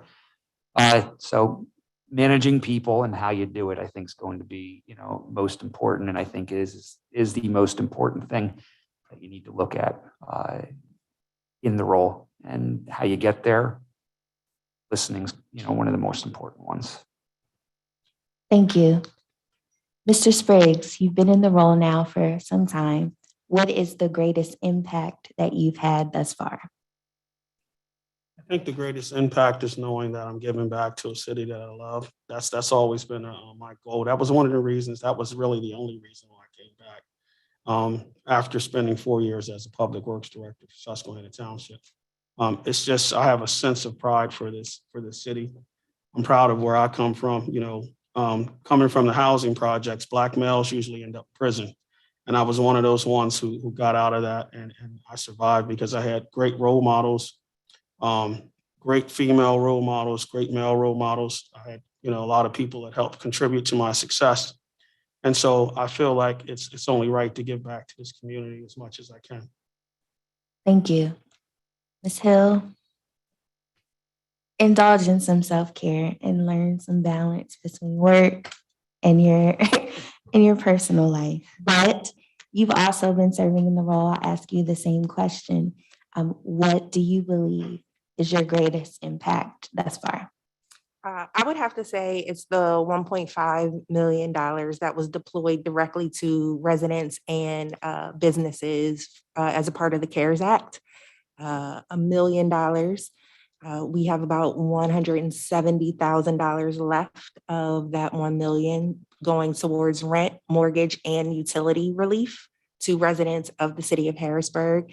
And then $500,000 went directly to local businesses in $10,000 grants to make sure that they were able to make it through the pandemic and remain open.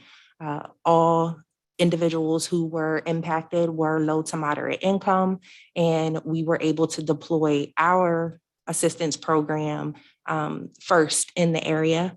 And a lot of what the county is now doing, they got more money in CARES Act, but a lot of that was based on a collaborative effort to work with them. We gave them our application so that they were able to model their program for areas outside of Harrisburg.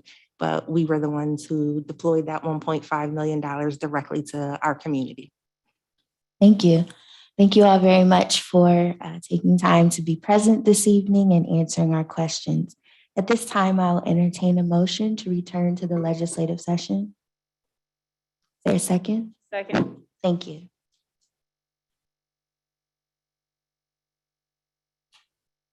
Hearing the need for these roles to be filled by these deserving individuals, I would like to move that Resolution 1 of 2022, Resolution 2 of 2022, Resolution 3 of 2022, and Resolution 4 of 2022 be voted upon this evening. Is there a second? Yes. Yes, I know. Second on moving those forward. Thank you. Mr. Petrowski, could you please read Resolution 1 of 2022 into the record? Yeah, Resolution 1 of 2022 is a resolution confirming the appointment of Mr. Daniel A. Hartman to serve as the business administrator for the city of Harrisburg. Thank you. Are there any additional questions, comments, or concerns?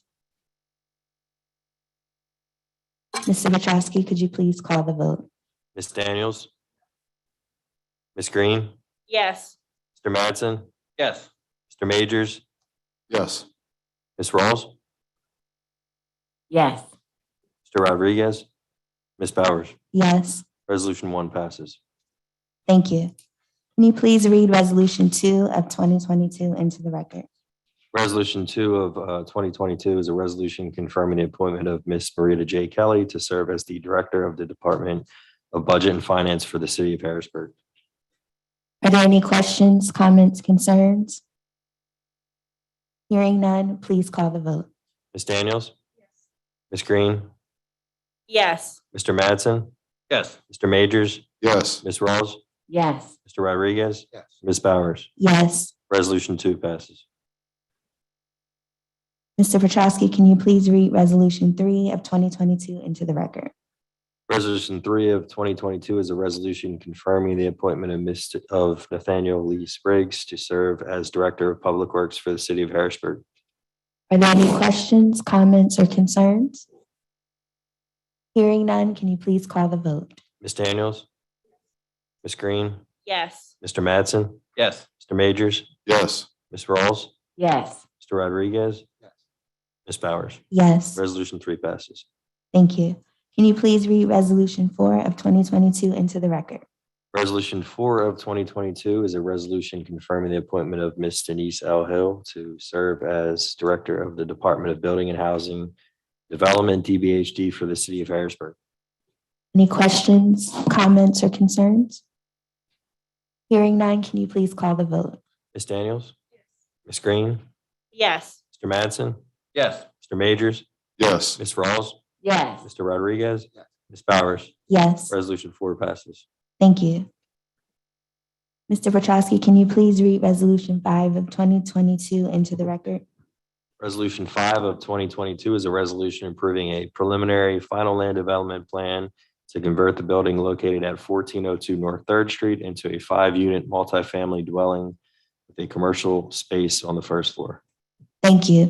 Resolution 5 of 2022 will be placed in the Community and Economic Development Committee.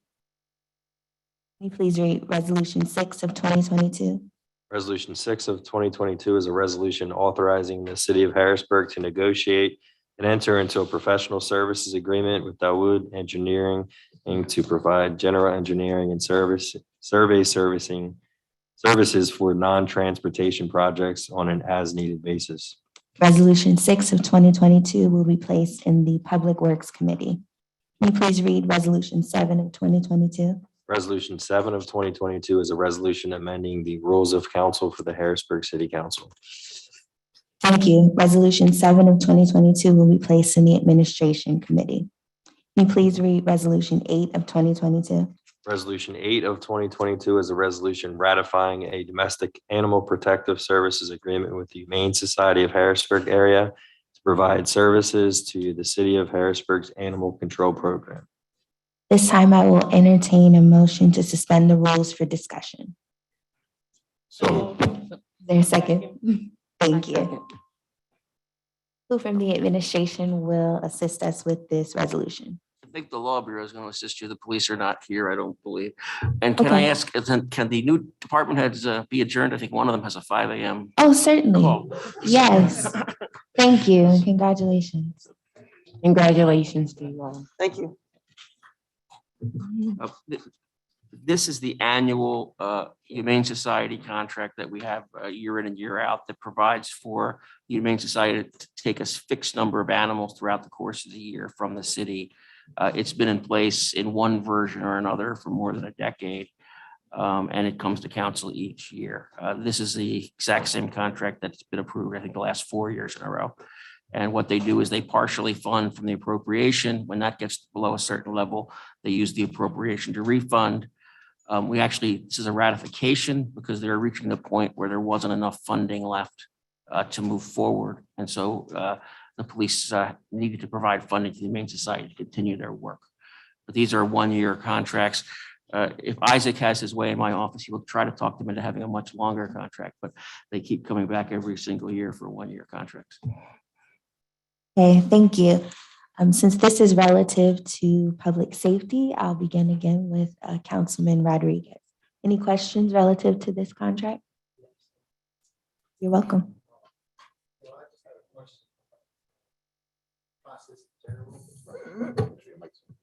I just had a question about the process in general. How could we avoid other boroughs or townships to not take away from the allotment of Harrisburg when we do surrender, let's say, a pit bull or a dangerous dog? We were getting word that there are other surrounding areas that may sometimes surrender dogs under the hey, this is a Harrisburg dog, and it takes away from our allotment. How is that something we could avoid? I know the police are working on that. Absolutely. I don't know, in all honesty, we've come with a clean solution because I think when you show up as an official, they sort of take your word for it. Absolutely. You know, so it's really a working relationship issue the police have to have with the boroughs. And it may be that there has to be collaboration with those others to participate in this contract. Yeah, I suggest something. Maybe there could be a point person just for that, so they know when there is something surrendered. Maybe there's a call or something, so they know it's legitimately the cities, just a suggestion. Yeah, and we could pass that with the police. They do have a person who sort of the focuses on this particular situation. Thank you. No further questions. Thank you. Councilwoman Daniels, any questions? So can you tell us how much we ended up using last year? I simply don't know that. I thought the police would be here tonight, so. This is all about. Okay, thank you. Councilman Majors, any questions? No, it was going to be similar to Councilwoman Daniels, so we can get that information at a later date, I suppose. We'll have them forwarded. All right, thank you. Thank you. Vice President Green, any questions? No questions that I think Neil can answer. Thank you. Thank you. Councilman Mattson, any questions? None for me. Thank you. Councilwoman Roth, any questions? Mine were the same about the financing of it. So I don't know if we're able to table it until someone can speak to us, or do we have to move forward? It is time sensitive, Mr. Grover. If you It's time sensitive and we've already signed it because they would not move forward without it signed. So in a sense, it's not time sensitive anymore because it's already signed. But it was time sensitive when it was coming here. So, and that's why it's a ratification as opposed to a pre-approval. So that's up to the council at this point. You could table it and get you the details. And the only housekeeping matter I'd say is one, your sessions that are upcoming are all budgetary. You could probably squeeze this question in there, but otherwise you're not going to get an answer, I think, at a work session until March. So just because I think that's your next work session, if unless the calendar changes. I mean, it could be discussed at the session on Tuesday, which will focus on public safety, as most of the questions are about finances. Sure, we could actually make sure they have that question ready to go for you. Okay, well, I would feel comfortable then with getting the financial questions resolved prior to voting on this. We will contact the police department, make sure they have someone here with answers to those questions. Thank you. Next, we have Resolution 9 of 2022. Mr. Petrosky, could you please read it into the record? Resolution 9 of 2022 is a resolution authorizing the city of Harrisburg to negotiate and enter into an agreement with NW Financial Group LLC to provide professional financial advisory services related to funds the city received as part of the American Rescue Plan Act and for other related purposes. Thank you. I believe we have a representative from NW Financial. Oh, I'm sorry. Hello. Thank you for. One moment. Thank you. Thank you for joining us. We do have to vote to suspend the rules for discussion. So one moment. This time I'll entertain a motion to suspend the rules to discuss Resolution 9 of 2022. So moved. Is there a second? Thank you. Is it okay if I take my mask off? The upper one. Yes, if you don't mind.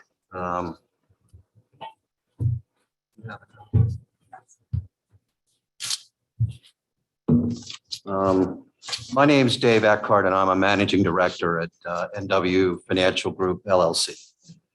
We also have two other managing directors with us today. Howard Mackey, who couldn't be here, but he's been zoomed in, which is amazing how often we're doing that these days. Howard is a managing director that runs our trading desk in New Jersey. I am the representative of NW that manages the Pennsylvania operations for our firm. And Heather Litzbauer is a managing director that is one of our primary consultants at NW Financial. NW Financial has been in existence since 1996. We're a full-service financial advisory firm. We have three primary areas that we work in. One is financial advisory. Another one is underwriting of municipal bonds and debt. And the other is consulting on special projects similar to this American Rescue Plan monies. It's an interesting dynamic with the ARPA money because there are so many different things that the money can be used for. And in fact, the final guidelines that just finally came out from the federal government a couple weeks ago was over 400 pages. So there's a lot of work to be done to analyze how the projects that the city would have will fit with that ARPA money. And I think has been recognized here already, it's kind of a once in a lifetime of opportunity to use these monies to benefit the city.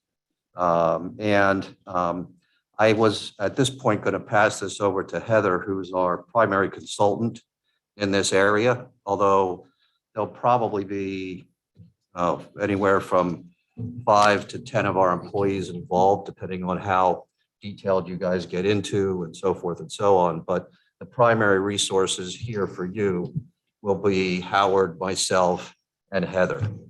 So Heather, maybe you could do a little background on what we've done in the past. We've worked with many municipalities in this area, and it's an important one. I'll tell you a little bit how we got started with advising on American Rescue Plan. It started with the CARES Act funding that came in 2020.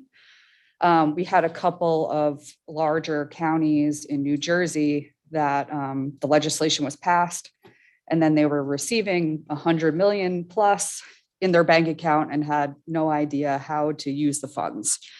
So as a financial advisor, we get calls about various different topics. And one was, Heather, how do we use these funds?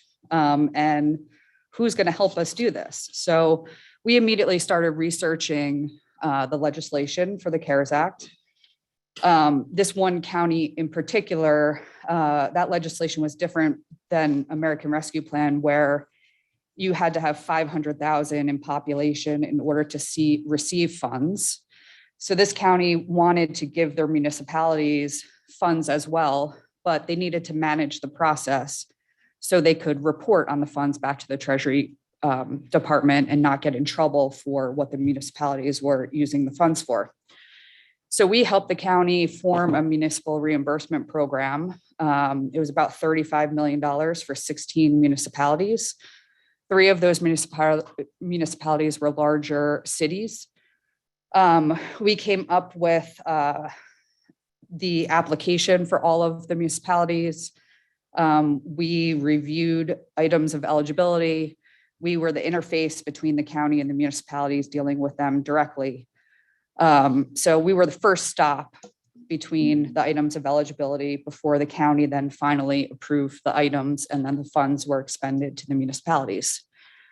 From that, then municipalities in the county received their own allocations for American Rescue Plan, and the 3 large cities, they then decided to hire us to help with their American Rescue Plan dollars because they were very pleased with how the municipal reimbursement program went for the CARES Act.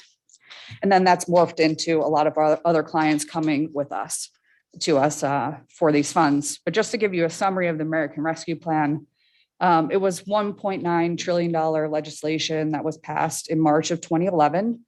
In January 6th, 2022, the final rule came out from the Treasury Department, which has some similarities to the interim final rule that was passed last year, and some big differences. One was to revenue loss, where every municipality could choose to take a standard allowance of revenue loss, whether you had revenue loss or not, of up to $10 million, or you could actually provide the revenue loss calculation. And the revenue loss is on all of your revenues, not just items that you actually had lost revenues on. So you have to look at total budget. Then it also looks at public health and economic response.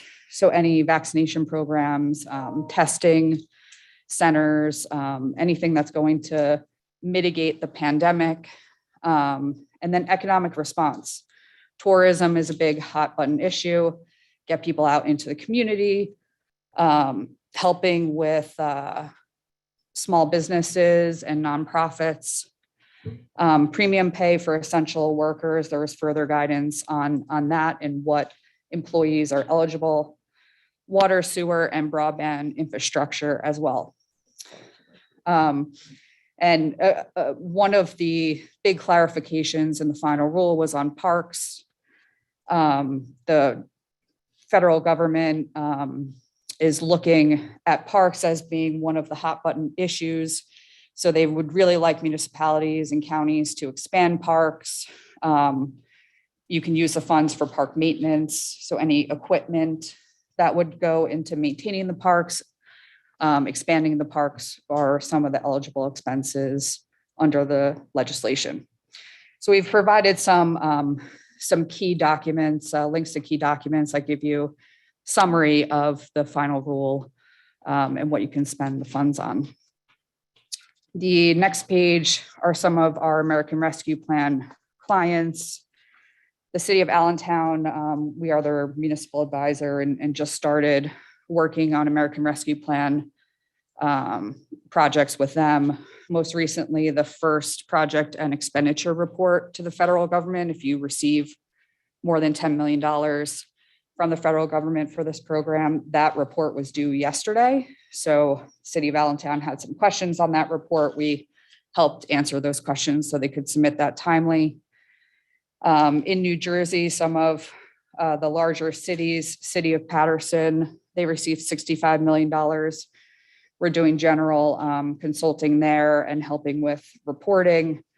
They're looking at some bigger items on tourism, emergency management response, park maintenance, but they're just in the planning stages right now. I'm going to skip to Union City. They're receiving $26.6 million. And they're in the process of doing a mortgage assistance program. 2 million of their funds are for that. So far, they've expended 1.1 million to help 78 homeowners. You could receive up to $25,000. And how they come up with that is if you're behind on your mortgage payments, or if you can prove that you had negative economic impact due to the pandemic, then you are eligible for the funds. Some other entities, the Township of Union, we just finished a small business grant program that was $930,000. That helped 182 businesses with their lost economic response. Township of Weehawken also did a $316,000 small business program that helped 28 businesses. And most of these other ones were just in the planning stages of what's the best use of their funds. If you go to the next page, the city of Harrisburg is receiving just over 47 million, which half of that was received last year, and the other half will be received in May or June of 2022. And what we've been advising our clients is to, one, think about what your current needs are and what your future needs are, both on capital projects, equipment. There's a lot of things that municipalities budget for annually that would be eligible to use under this program. So it could help your budget on an annual basis. One thing to mention is you have to have the funds obligated by December 31st, 2024. So you have to know exactly what projects you're using the funds for, but then the money has to be spent by December 31st, 2026. So the best way to plan is to kind of look at what your capital needs are right now and in the future. Are there any wish list items that you really want to do, but it doesn't fit budgetarily, but it would help the city residents and it's a good project to do? Some other hot button top projects are flood mitigation projects, stormwater issues, parks we mentioned. But looking at a lot of your equipment could be eligible under this program. And then determining whether you're going to take the standard allowance for revenue loss of up to $10 million or actually do the calculation on an annual basis, because you could prove out that you have more than $10 million of revenue loss. Once you determine your revenue loss calculation, if you're going to take the standard analysis or do the calculation, those funds for revenue loss can be used for any government service project. So it doesn't have to fit under the project expenditures under the American Rescue Plan guidance. It just has to be a project that is a general government service. So it gives you a lot of flexibility on what to use the funds for.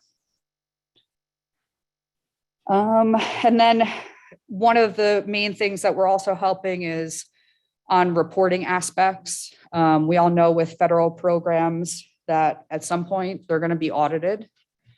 So it's important to keep good books and records on everything you're spending the funds for.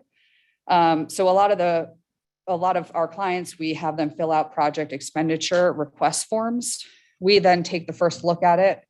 We go into the final rule, the legislation, and find quotes from the final rule to back up whether that item is eligible or not. So that's on a sheet of paper. Then if you decide to do the project, it goes in the folder as justification of why we think the project is eligible. So if you get audited, you will have that backup data to provide the Treasury Department. So we've tried to be very, little amount of time here, but it's so deep in terms of everything that's involved. With 450 pages in the final rules, there's a lot to look at. What we had proposed was an hourly situation and we had it capped. And although certainly things are fungible, what we would be doing can't actually be paid for with the American Rescue Plan monies. So it doesn't necessarily come directly out of the city budget. But again, these monies are monies that you can use. But we think you'll find real value in what we provided. We've got real expertise, at our company. We've got literally hundreds of years of experience in municipal finance with all the people that we have working for us, and we'd love to help you guys. I grew up just down the road in Lancaster, and I'm very familiar with the Harrisburg area. And I actually live in Reading, Pennsylvania right now. So we've actually been in discussions with them on a very similar process. Thank you. Thank you very much for your presentation. I do have a few questions before I open up the floor. And I don't know if you can answer this or perhaps a representative from the administration, but I'm just curious to know how this firm was selected. I think you can ask Mr. Hartman. Thank you. Much like a lot of the last 4 weeks, we've operated in a bit of a vacuum. But NW Financial is one of the Mid-Atlantic's most respected financial firms as it relates to municipal governments. So through research, we reached out to them to come meet with a number of department heads at City Hall about 2.5 weeks ago. Yeah, at this made point. a very thorough presentation which we'd be happy to share with City Council if you'd like to see it. And what pretty much came of that was there's a lot of potential for clawback of funds, a lot of potential pitfalls that we could run into as a city as it relates to this federal funding. So what we wanted to do is make sure that Marita and her team had the best people possible at a decent rate to get this done and get it done right. So as Mr. Eckert said, it is capped. It's capped at, I think, 40,000, if I'm correct. That's what the cap is at. And they're also going to be very, very valuable in the public outreach component, because as we do go through these meetings, what's going to be very, very important is as we hear those ideas that come in from people in the audience at those events, making sure that what they're saying, hey, we would like this to be done or that to be done, to make sure those are things that we can do. And if we can do them, what bucket they fit in within the things that are allowed. So a lot of it is going to help Marita and her limited staff work through what we hope are some really good suggestions from the public. That's kind of how it happened through research. And then the logic behind bringing them in on a capped contract was that we would have hundreds of years of expertise from a firm that does not only business in Pennsylvania, but New Jersey and elsewhere at our disposal to help make sure we do really good things with this money. Were any other firms interviewed or offered a presentation? No, NW was the firm that when we looked at a couple different options, they were the primary firm that we ended up selecting just based off of experience with some other third-class cities in the state of Pennsylvania, Allentown, one of them, and then the New Jersey experience. What we wanted to do was make sure we had a state that not only had in-state but also out-of-state experience. Your firm does have a great deal of experience across the country, not only just New Jersey and Pennsylvania. But that was primarily the way we looked at it. There's not a lot of firms that do this sort of consulting. It's a niche. It's kind of a niche type of consulting. So that's how we got to that firm. Thank you. Will a representative from NW Financial be present at the public meetings? Absolutely. Okay. And that was one of the things that the mayor had made sure that they were committed to. One of the other things that we have done in other situations is assisted in the advertising component of what you're going to be doing. So that, in the outreach process, you want the people in your community to know what programs are available to them. So we've assisted in that too. And I should have mentioned this as well, but in Union City, there are predominantly Spanish-speaking municipalities. So we had a translator in City Hall for their mortgage assistance program. So anyone could walk into City Hall and either have an English-speaking person or Spanish-speaking person to get any answers and fill out the forms right in front of them. Excellent. Thank you. So just to make sure I'm clear, we have the ask is general ARP consulting and reporting, public outreach assistance, and advertising assistance for a contract that ends December 31st, 2022, capped at a maximum fee of $40,000 at an hourly rate of $200 for professional financial advisory services. That's correct. Okay, thank you. Since this is relative to budget and finance, I will open the floor beginning with Vice President Green. Thank you, President Bowers. I similarly had some questions as to how we got to this firm. I understand that it was through research, but is there a reason why you didn't invite anyone else to give a presentation?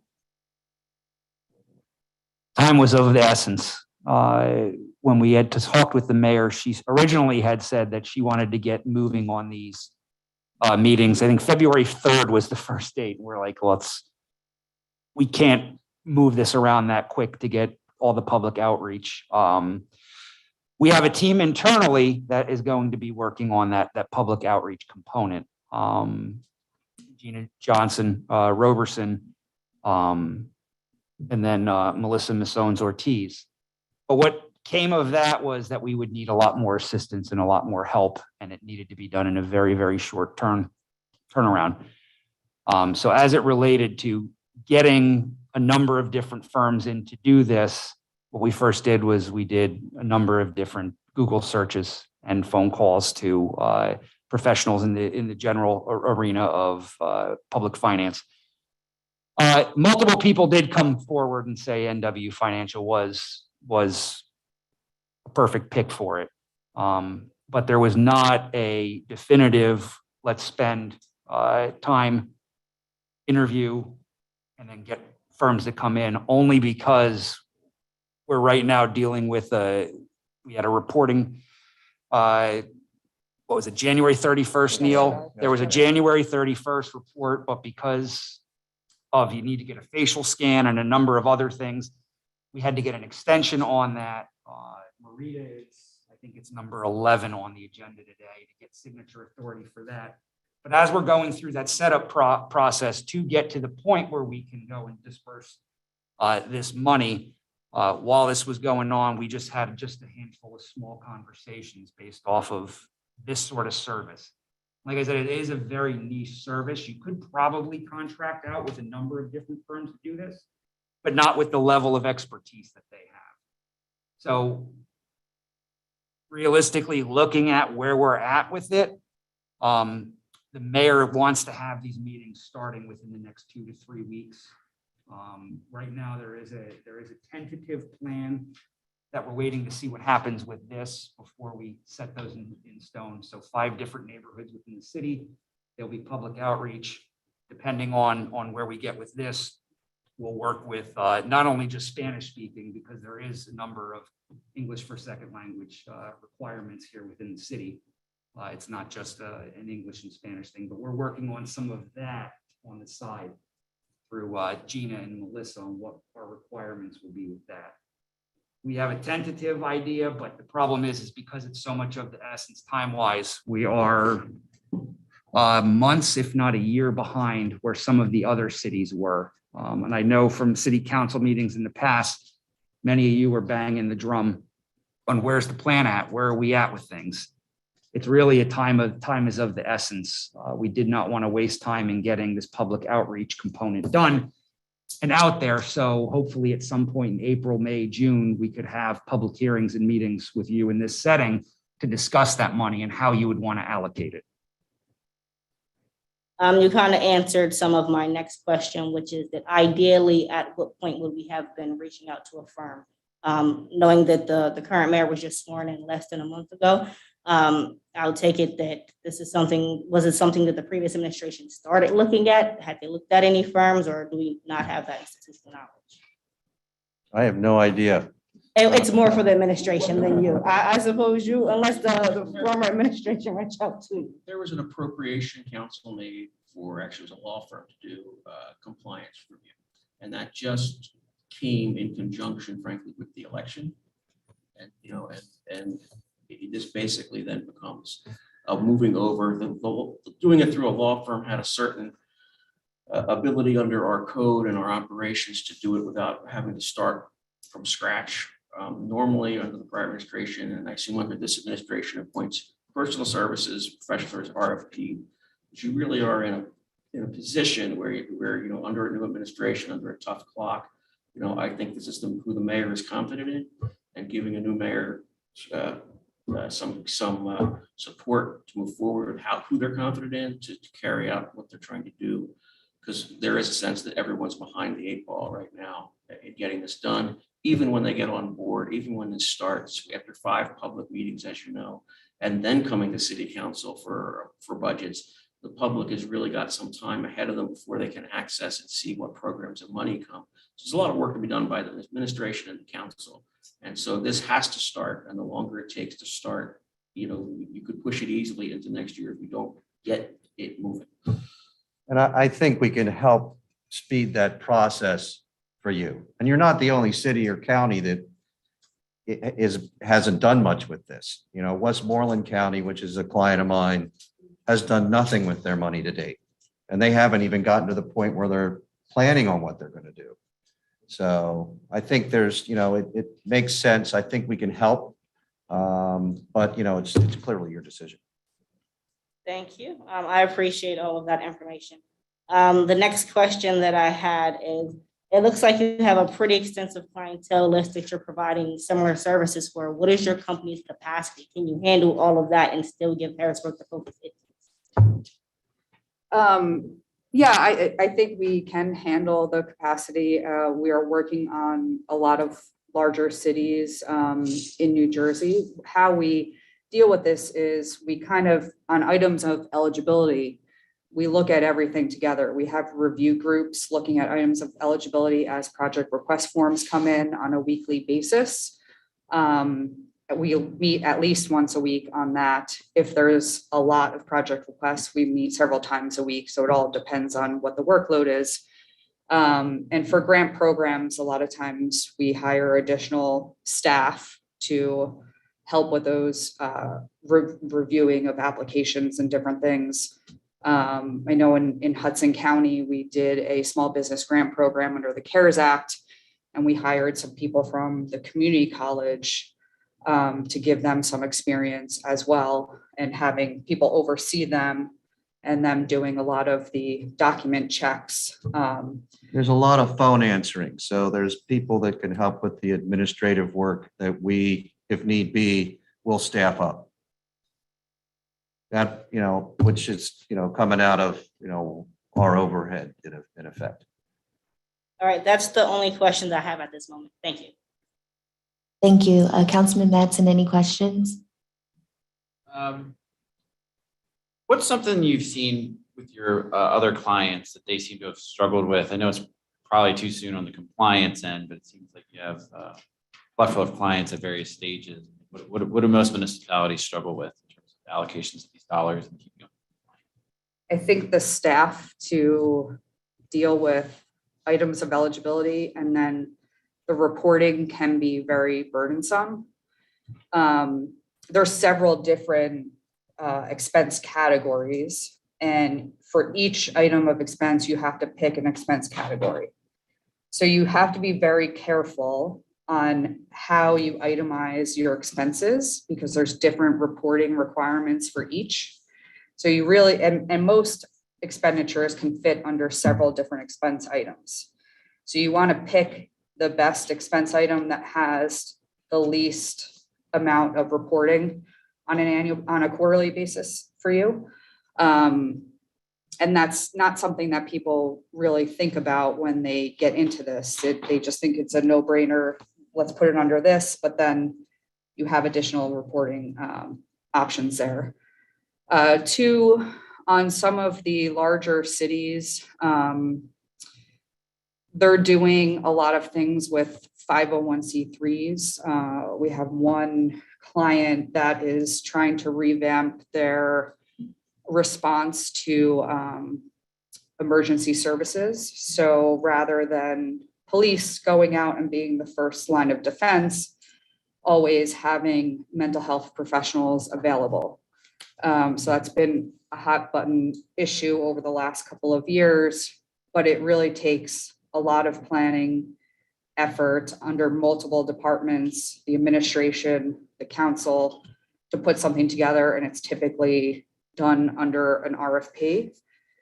So we've been doing the research on a lot of the programs that have occurred over various different cities in the United States, and getting the RFPs, providing them to city council and the mayor, and coming up with a plan of approach for which model is the best. So I think it's, what type of projects are you looking to do, and how cumbersome is that?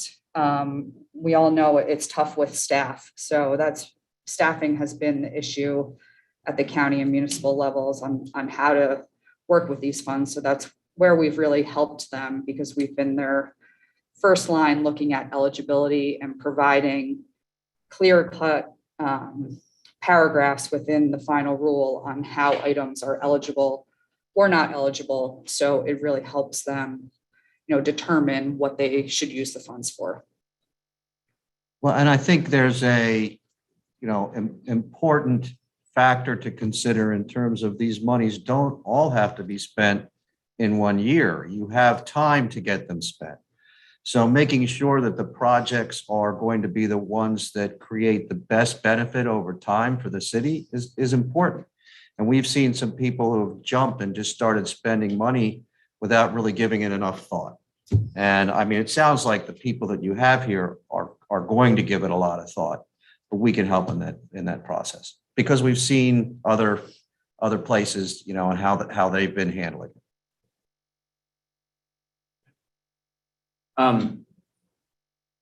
Then, are you familiar with the city's recently approved comprehensive plan? I mean, I'm not really, but No, okay. I didn't think that you would be. The No. reason I'm saying that is because that's something that I at least plan to reference quite a lot. So I think it might be good as our consultants to take a look at that. Great idea. One of the first things we'll do. Because that's when I talk to the administration, Yeah. I'm going to open and reference the comprehensive plan, particularly under the sort of water piece, because I did see that was something that the funds. I'll admit we're not familiar with it certainly enough, and we will familiarize ourselves. That's it for me. Thank you. Councilwoman Rawls, any questions? Good evening. Thank you for coming out to speak with us. Sorry if I'm a little blunt in my question, but we do have a wonderful budget and finance department. We just appointed a director, and we have people, well, you're right, who do care about the city and money. So I guess my question would be, why would we need your service? You answered it a little bit, but I would like for you to answer it a little bit more, please. Sure. What we found with the CARES Act and American Rescue Plan is that there's a lot of ambiguity with the 450 pages of legislation. It's always good to have multiple people look at things. And like I said, most of the municipalities we've worked with don't have the time to be looking at 450 pages of legislation. We're doing this for multiple municipalities. So when you bring up an item that you would like to spend the funds on, a lot of times we'll know where to go in the final rule to prove that it is an eligible expense. So we're doing this on a daily basis for a lot of our clients. Two, we can provide you with a list of what our other clients are spending funds on. So there's a lot of things that you might not think of right away that would be a good eligible expense. So just the knowledge of dealing with other municipalities and what they're spending the funds on. In addition, we've run a lot of small business grant programs and now a mortgage assistant grant program. I know you do have experience. Director Hill, I believe it was, spoke about a couple of the programs that you've done. We have also done that in other areas. So any assistance there we could help with. Reporting is very cumbersome. A lot of our clients did not want us to help them with reporting. And then on Thursday, Friday, and yesterday, we were receiving emergency calls from them. What do I do here? I don't know. This wasn't explained in the guidance. How can I do this? And we sat down with them and told them what they needed to do. So they were able to put in their report on time. Yeah, and I think at the end of the day, because of our added experience and people, that we're going to make this less time consuming for the people in your offices. And that would be certainly our goal, is to make life easier, make it easier to manage and save time, because these people are busy doing other things. So. And I think it's not a set amount that you're paying us. It's on an hourly basis. So if you don't need us as much because the staff can do it, you're not paying us because we're not doing the work that's why we want to do an hourly contract. So if you're using us, it's justified. So And yet if you use us a lot, we've capped it so that you know that, you're getting full value. So. Thank you. That's all of my questions. Thank you. Councilman Majors, any questions? Yes, thank you. So you mentioned, so is the list that's encompassed on, I guess, page 3, all of the clients that you have represent for American Rescue Plan? I know you mentioned having clients for the CARES Act money. Was this comprehensive of? this is just for American Rescue Plan that we've been intricately involved in. We do receive one-off questions from other clients that we do have, but we weren't involved in the planning of their funds. It was more on, how do I do this in the reporting guidance? Can I spend money on this? So it's under our regular financial advisory contract with them and not specifically for American Rescue Plan. Okay. And it doesn't include the CARES monies that we help people out with either. Right. And then, so it looks like, I guess so far you have one contract. And I'm trying to make sure I get this right, because there's some communities in Pennsylvania and New York that both have similar names. So Pennsylvania, third-class cities, it's just the city of Allentown that you represent. Are there any other communities in Pennsylvania that you do American Rescue Plan fund? Not right now, but we're talking to a number of others. We've been in fact, in front of the staff and the commissioners in Westmoreland County. I've spoken to the mayor and the folks in Reading. I don't know where or what they're going to do, because frankly, they don't know what they're going to do yet. So in some ways you're behind, but in other ways you're ahead of the game, because some of these people have made no decision. They're just scratching their heads. They don't know what to do. Okay. And then, yeah, so I know that's one of the things that is all of us who have been on council before have been beating the drum since April about trying to work on developing a plan. So I'm glad we're there now. In terms of any work that you've done, do you think the cap is? Do you think you will potentially go over that cap? It comes out to about 200 hours worth of work. I understand, if you're going to be coming to Harrisburg, participating in some of these, public events. I know currently we have some needs in our budget and finance department to staff up. My concern is we might run through those billable hours relatively quickly. I mean, that's our risk. We're not going to stop working with you if we reach the cap. It's not the way we do business. I mean, is it possible that we, oversee the cap? Maybe. But it's a 1-year contract, and at the end of 1 year, there's a good chance you might need us again for the following year. We don't know, but we'll find that out. The only other thing that I would say is that, and the way the contract is worded, which I'm not even sure you guys have all read it closely, but if we were hired, if you guys wanted us to run a grant program for you, that's a little different than just this consulting service. Absolutely. Okay, so if we were going to run your grant program and staff up to do that and take all those calls, we'd have to negotiate another arrangement there. Okay, right. Yeah, no, I understand this is solely for the consulting, the reporting piece. Have way too much familiarity with. We think we're going to get up to and around the cap. Okay, yeah, that's. Okay, that's, if you want, if my honest assessment. Yeah, no, I appreciate that because it's relatively low in terms of the percentage of the overall amount of money the city's going to spend. We're looking at admin costs anyway. We usually do 5%. You guys are around 1% of what the overall $47 million coming to the city. That's part of the reason why I'm asking that question. But to our solicitor's point, look forward to hopefully working with whoever it is, but showing deference to the administration, realizing that they do have a short window to get a lot of work done. And if there's someone that you guys are willing to work with, just wanted to make sure that, what do those billable hours look like? Are we getting them on a monthly basis, quarterly basis? How is that going to be done? We could be exhausted by reading the comprehensive plan. Right, correct. Yeah, seriously, that's we read it already. Yeah, at least Heather has. Right, if we're seeking their assistance in trying to ensure that rescue plan dollars are in consultation with the rescue, the comprehensive plan, we will blow through that relatively quickly with no matter how many staff you guys bring on. That is a dense document that took us 6 years to put together.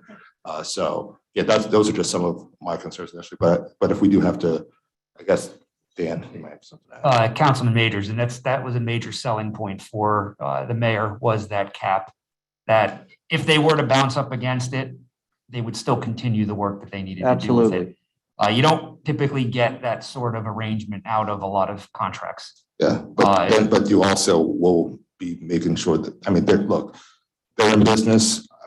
I was in billable hours and contract lobbying for a number of years. I will do the work, but you are going to get a bill on the back end. So recognizing that, that's only concern is that but again, are we getting them on a quarterly, monthly basis in terms of, so we know what we are? We generally charge monthly and there's an hourly, we'll keep track of all our hours and so forth. It would be a monthly billing. So I mean, pretty quickly we'll figure, but I think the front end of this is going to be more time intensive. As we get it put together, it hopefully will require less on all our parts. So that's the whole goal, is to make this as easy as possible and something that is going to take some maneuvering. It's a complicated guidelines that we've got to look through. Right, and then I'm assuming you have some systems, since you are doing this for a number of municipalities, which is why we've got the comfort that we think the cap should be good for the 1 year. Yeah. Okay. And as long as you're organized too with system controls and what you're spending the money on, the reporting isn't that cumbersome, because we've already done it for multiple clients, so we know what you have to fill out. So we can help on that reporting end and keeping it organized. So it's when the quarterly report is due, then it's something that's easy. Okay, and then would you, and I guess Mr. Howard. Mr. Mackey, will you all be the point people for the city? I know you guys are all managing directors. So who would be the point person for the city of Harrisburg on our rescue plan? I'm the Pennsylvania manager, so I will be a point person. However, when it comes to the actual workload, it would be more Heather and her staff. Okay. All right. Because I'll be, as much as I have done some of this, it's new to all of us in a way, so, but Heather's done most of the work in our firm in terms of putting the staffing together for us, managing the process and so forth. And I managed the Passaic County reimbursement program for the CARES Act when that happened in 2020. So I've been knee deep in this since it all started. Okay. All right. Thank you. No further questions. Thank you. Councilwoman Daniels, any questions? I'd like just a little more clarity in terms of what's the actual, what's the deliverable, I guess, on the contract for the city? How will we know that they did their job? It's going to be a work in progress. It's something that we'll see for what we're asking them to do within the public outreach component, how we work that in. And then when Marita comes and gives report outs based off of progress on where we are on the budget and where we are then on the reporting aspect of it, to make sure that we're hitting all the marks we have to hit for the federal government. So there isn't a clawback of money, because we certainly do not have the money and resources to pay back the federal government money that we illegally spent. Well, and again, from our process, we're going to be engaged with your staff and people. And if they don't think we're doing the work, we're getting paid hourly, they could just stop using us. But I think that there's going to be real value that they're going to see because of the historic, places and the knowledge that we have that will assist them in making their lives easier and make this a smoother process for the city. But, look, it's an hourly deal. If you guys decide we're not doing the job, just stop calling us, I think it starts with planning on how to use the funds, and that process from the budget presentation seems like it has started since you're planning on using some of the funds in the 2022 budget. So I think it starts there. What are the projects that you're looking to do over the next couple of years, whether it's expenditures, equipment, capital items? Does it fit under the legislation for American Rescue Plan? Can you use those funds? The outreach with the community on what they would like to see and whether those projects are eligible under the legislation. And then the mayor and council picking which projects are the priorities and then tracking those projects and where they are from implementation to, or from starting to implementation, finishing the project. So I mean, I kind of see your role in some ways like as adding capacity to our finance department. So I see the 40,000 is the equivalent of an employee who would have been there had we hired an employee. But I guess I have questions about the relationship because, you know, for example, you know, in the budget presentation, there was a lot of discussion about using the money to replace money lost from the parking, which I think, depending on how you look at it, that could be viewed as replacing debt services income. You could make an argument for it or against it. And in that like context, like whose advice supersedes whose, right? Like if this, let's say Ms. Garrett says, I think this isn't considered a debt repayment, and then you all say it does look like debt repayment, so I can't use it like that. Whose advice supersedes whose, especially since we also have a lobby. So we have a financial director who could have a different opinion to your opinion, and we have a law bureau that could also have a different opinion. So like we said, we would like to understand the relationship between the three people making. I think the obligation is simply for all of those to put together their honest advice, and ultimately it's the mayor to conclude that advice is best for the city based on all the information available to her that you give the mayor and about risk, about compliance, all of this. I mean, in the perfect world, what this will lead to is taking suggestions from people and saying, if you want to do X, you got to remember under the act they're giving us, you got to do these 7 other things. If you do this, you got to do these 2 other things. And so you got to sort of look at the long term with each of the options you take with the money. And so that's what you're using, just like we do for HUD money at times. Yeah, it'll be an iterative process where we'll all work together. And, you know, the guidelines are not always exactly clear on everything. Right. You know, there is, you know, people that you can call at the Treasury Department if you need to, whether or not they're going to actually know what they're doing because it's new to them too. But we're going to do our best to make sure that none of these guidelines are violated. And we literally go into the final rule and find passages on justifying whether that expense is eligible or not.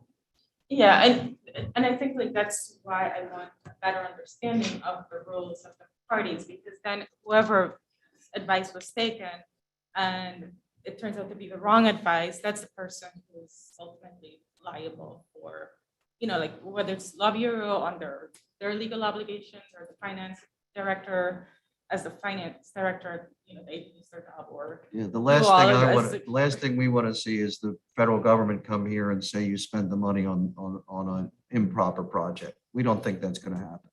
But you never know. You can't be 100% right, and it's certain. our job to make sure that we're protecting the city from that possibility. Agreed, and we'll do our best to make sure you guys are doing right by the guidelines. But, and I think you're right, ultimately, it's the, you know, the city who bears that burden to some extent, no question about it. And so the city is multiple entities. It's the mayor's office, the city council, as well as law bureau, as well as business. So when as you do your work, will council, since we are a separate body from the mayor's office, have access to the information that you're doing? Sure, and in fact, any of the projects I think that will ultimately be approved by the mayor is going to be also put in front of you to say, yes, we want to do that, or no, we don't. Because there's a variety of things you can do with this money, and a lot of different things. So, you know, I don't know how to answer your question because I don't know what the staff and the city want to do with their money yet. But I think there's going to be plenty of room to find projects that nobody's ever going to question that you're staying within the guidelines and spending the money properly. I think it would be rare that we'd be on the edge of that decision. But I can't really answer until we get there and we'll all talk about it. And I think like that's what I would like some better understanding of the. So as it always would work, a consultant never is telling the city what to do, right? The city has to make its own decisions with its own people. The administration has to present a sound set of recommendations to the council for that approval. And, everyone works in good faith to get there. There's no perfect way to do it. And because this is a new system, and you're going to get for the first time ever an amended, or if that's even the right word, supplemental budget. Because it's so much money. It's going to come all at once that comes to council. There's no model in state law for how to council do a real supplemental budget, but that's what we have to do. And so, we're working on the technical side of that right now, how to best comply with Pennsylvania law to do a supplemental budget to satisfy the money provided by the federal government. So it is a learning curve for everyone who's doing it. You just have to, everyone has to approach it in good faith. The law bureau, as you know, is risk adverse and won't be saying, Well, do that, that's risk. and the good news is we're a little bit further down the learning curve because of the other cities and counties that we've worked with. But look, there's still a lot to learn because the guidelines were just finalized in January, January 4th, which I noticed our date was wrong. And But- one person's interpretation of the guidelines is someone else's different. So that's why it's good to have multiple people looking at it. We have a team of 5 people that do this every week and are looking at items of eligibility, and then we write up our justification on the project. And then that goes to the municipality, and then we have a conversation with them about it as well. So it's not just what we say goes, it's a working relationship with the municipality. A lot of times we're dealing with the finance director first, and then if there's additional questions, then it could be the mayor, it could be the council. We've been to meetings to talk about different projects and things. So it's a collective working environment in the other areas that we've been doing this as well. And the administration plan is from the public outreach to the planning to then obviously the final vote component. You're going to be actively involved in that whole process and working with not only the administration, but working with NW Financial on it. Because ultimately, if we don't have you involved in that process, I mean, you're going to be asking, a million questions here, there, where, how we got to different things being funded and why we selected the things we did. We want to make sure that from the beginning of those public outreach, that you're all invited to every single one of them to hear what's being said. And then during the planning process, when we put everything together, that you have individuals there to help work us through the process. Because ultimately, if it doesn't fit what you see and your constituency that the city needs, we're not meeting the needs of the community. So that's one of the key things I think to look at with this is you'll be actively involved as a partner with NW and the administration to make sure not only what we're doing is legal, but also what we're doing is right for the community. So I think the value of the contract is a reasonable value. Again, I'm just concerned because I know, you all are advising, the folks are advising, but the history of this city is that mayors do what they want to do regardless of what legal opinions are. And I want to make sure that we protect our city and our residents and our dollars should those legal interpretations of how money should be spent turn out to be wrong. I think you'll have a lot of decisions to make. And, we have to work on it before we'll even be able to bring projects that you guys could spend the money on in front of you. So there's no clear answer right now. Can't give you it. But we're certainly going to make sure that all the guidelines are, explained, and vetted with, your staff to make sure that whatever projects they want to do fit. So You're gonna need that backup because I know in New Jersey, they're just auditing Hurricane Sandy projects that was 10 years ago. Now this is the entire country that are getting these funds. When are they going to start auditing this? 15, 20 years ago? Who knows who's going to be here, who your staff's going to be. So it needs to be documented in paper so that someone that's brand new knows what the money was spent on and why. So the audit is going to fires. But that's a pessimistic, but I hope this works out, and that's it for me. Thank you. Councilman Rodriguez, any questions? Thank you, President Bowers. I had heard you make the comments just a few moments ago that if you didn't like the services or wasn't happy fully with the service you provided, to stop calling. I would hope that was just a joke gesture. Well, it was. I mean, Okay. I don't think that's ever going to happen because you're going to find value in what we're Absolutely. providing. I just would hope Yeah, no, entities under contract. we certainly haven't ever had that happen before. So that was, I'm sorry if Yeah, I would just my yeah, apologies. please practice caution with like words, language like that. The city has been through a lot, and I think the citizens deserve a bit more. And that's just about that. But also, you spoke about heavy engagement. Do you intend to have a Harrisburg base, or will you commute back and forth when we need services? I plan on commuting back and forth. I'm in Wyomissing, which it takes me 50 minutes to get here. Okay. It's not that big a deal.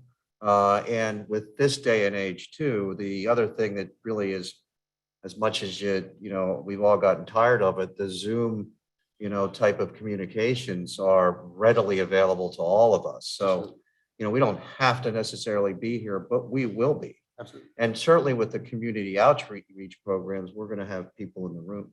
About that, just so the residents or anyone that wants to know further, is it just consulting, or are we getting small business program? Because the city of Harrisburg could utilize a lot of your services. Is it strictly consulting for that Right fee? now, it's just the consulting services with regard to the American Rescue Plan Act, how to interpret the guidelines and how to manage that process, getting from zero to the projects you want to do. Some of those projects won't require any more work from us.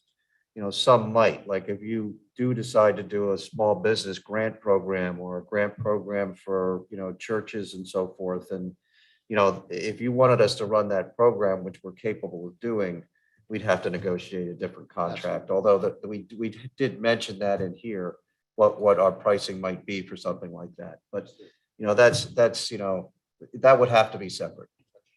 And besides that, through your longevity of work, and I see 4 awards for Deals of the Year. Congratulations on that, quite a few. Have you ever been cited or approached by any entity for non-compliance, and how did you handle that? It's sadly, it's part of the business and doing business. You sometimes do have issues. We did have an employee that who was fired, who was doing that trading thing, whatever. What was that? Remember? Yeah, it was on our underwriting desk that he lost his license and was fired.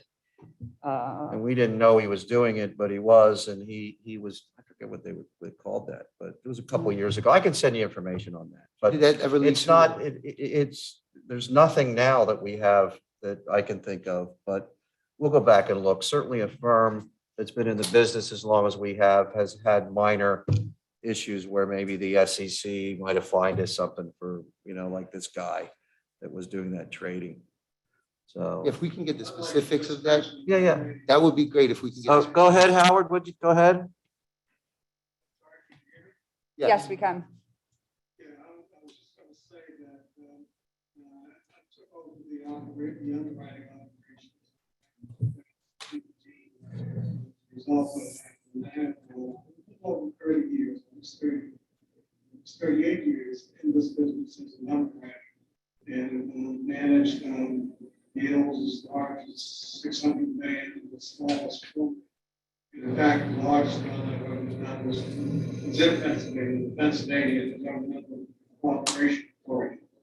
And that was back in the mid-90s. But we come in and basically, I think we cleared up the problems that Dave has alluded to. And that's one of the factors that they we bring to the table in addition to what we can do in the ARP area. Ms. Kelly had alluded to reports regarding financing, bond financing for the city within the next year or so. And that's something that we're working through. And that's really outside of the cost factors with the ARP program, but these kinds of things, make a very well experience there. And so you're getting all of that when you go into business with NW Financial. And that's really just part of the package. It just basically represents the investment banking totality of our firm that is actually supposed to. But that the situation occurred in NW Capital Markets, which is a separate subsidiary under the NW Financial Group LLC. I don't have any knowledge of anything that the NW Financial, yeah, no. yeah. But I mean, I'll look. It's just I try not to pay attention to that. As long as it doesn't involve me, I'm very happy. You do understand how we may be concerned. Yeah. And I was kidding. Okay, But absolutely. Thank you. And just so you know, I've been with the firm for 17 years, so I've been there a very long time. And the other people that work on American Rescue Plan in our group, one is a principal of the firm who has been there over 20-something years. And then we have a couple of other staff that we've brought in recently over the last couple of years, but they've been in the business for a long time. and they'll be involved too, by the way. It won't just be Heather and I. Councilman, to circle back to a question you asked prior to, as it relates to using them as resources for grant administration, our first look is to use city resources internally, as Ms. Hill, Director Hill, had alluded to. They have experience in running these sort of programs. Look at using them first, and then from there, moving to local resources to administer these programs. Before then, if we couldn't do it through either one of those ways, then trying to go into contract with them for that. But right now, we're looking at using local resources for that. Thank you. And it sounds like it was successful, very successful. Thank you. Thank you all for your presence and for answering our questions. At this time, I'll entertain a motion to return to our legislative session. So moved. Is there a second? Second that. Thank you. Considering the conversation and again, the time sensitivity, I would move that resolution 9 of 2022 be offered for a vote this evening. Is there a second? I'll second. Thank you. Mr. Petrosky, could you please read resolution 9 of 2022 into the record again? Resolution 9 of 2022 is a resolution authorizing the city of Harrisburg to negotiate and enter into an agreement with NW Financial Group LLC to provide professional financial advisory services related to funds the city received as part of the American Rescue Plan Act and for other related purposes. Are there any further questions, comments, or concerns? Hearing none, Mr. Petrosky, could you please call the vote? Ms. Daniels? Yes. Ms. Green? Yes. Mr. Madsen? Yes. Mr. Majors? Yes. Ms. Rawls? Yes. Mr. Rodriguez? Ms. Bowers? Yes, Resolution 9 passes. thank you. Can you please read resolution 10 of 2022 into the record?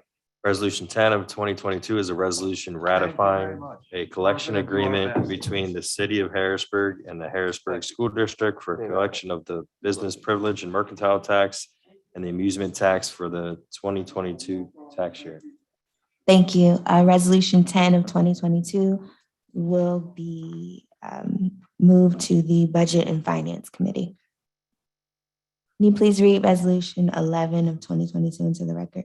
Resolution 11 of 2022 is a resolution authorizing the designation of Marita J. Kelly, Director of Financial Management, as the required digital signatory for the city's reporting and related obligations under the Coronavirus State and Local Fiscal Recovery Funds Program as provided under the American Rescue Plan. Thank you. This will be my final time asking for a motion to suspend the rules. So moved. Is there a second? I second that. Thank you. Ms. Kelly, could you please join us for questioning? Thank you. I believe Mr. Hartman alluded to this earlier, but if you could please just describe the resolution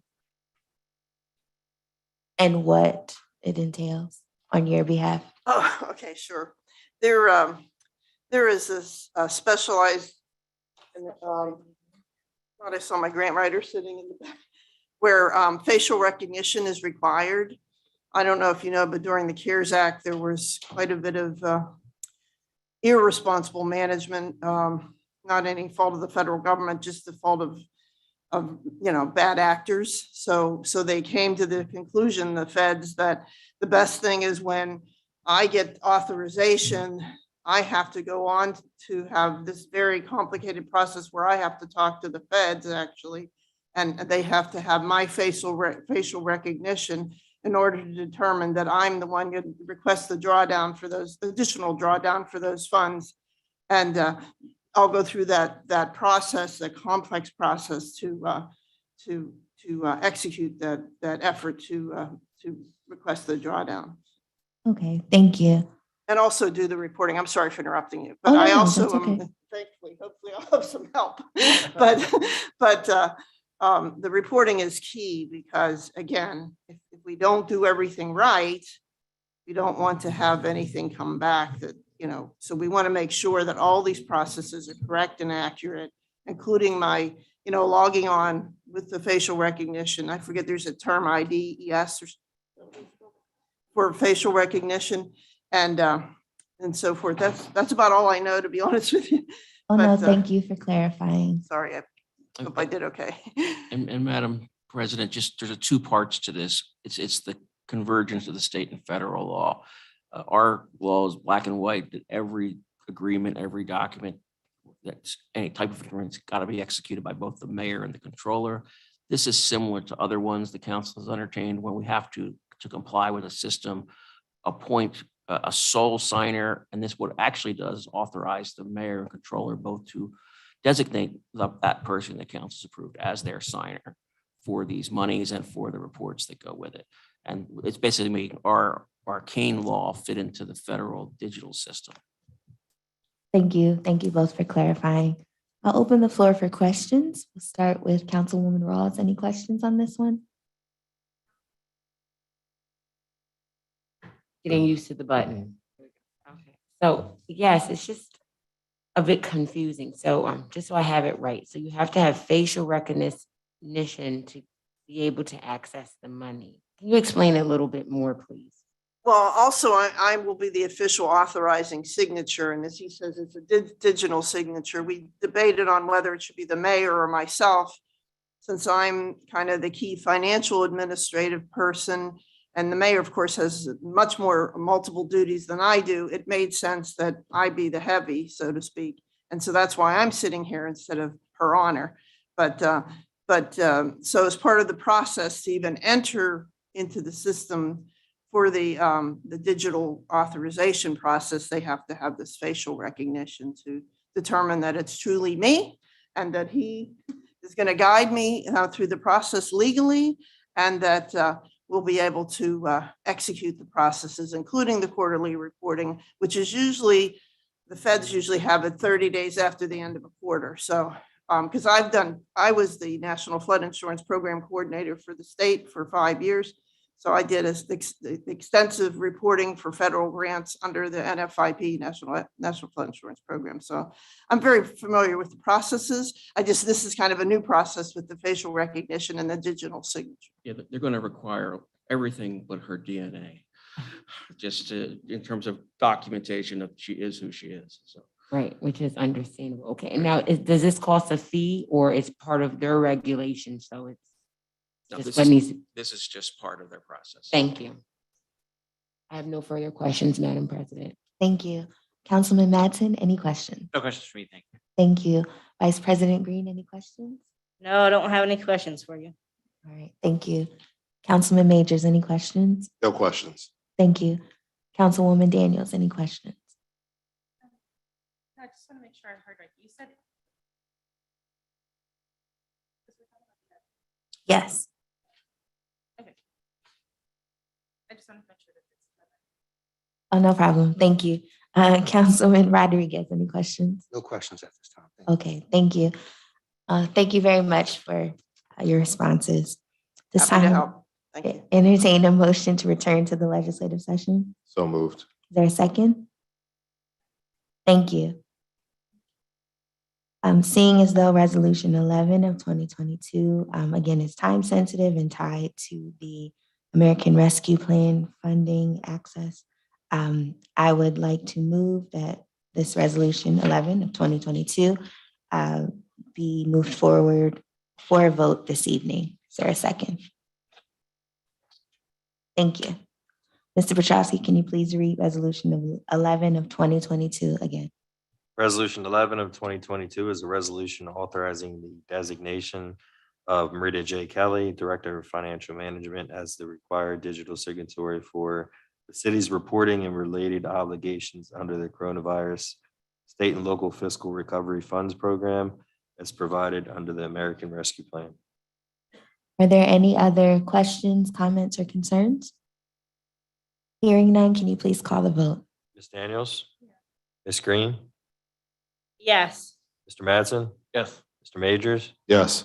Ms. Rawls? Yes. Mr. Rodriguez? Ms. Bowers? Yes, Resolution 11 passes. thank you. Is there any old business, council members? Hearing none. New business? Okay. All right, Councilman Rodriguez.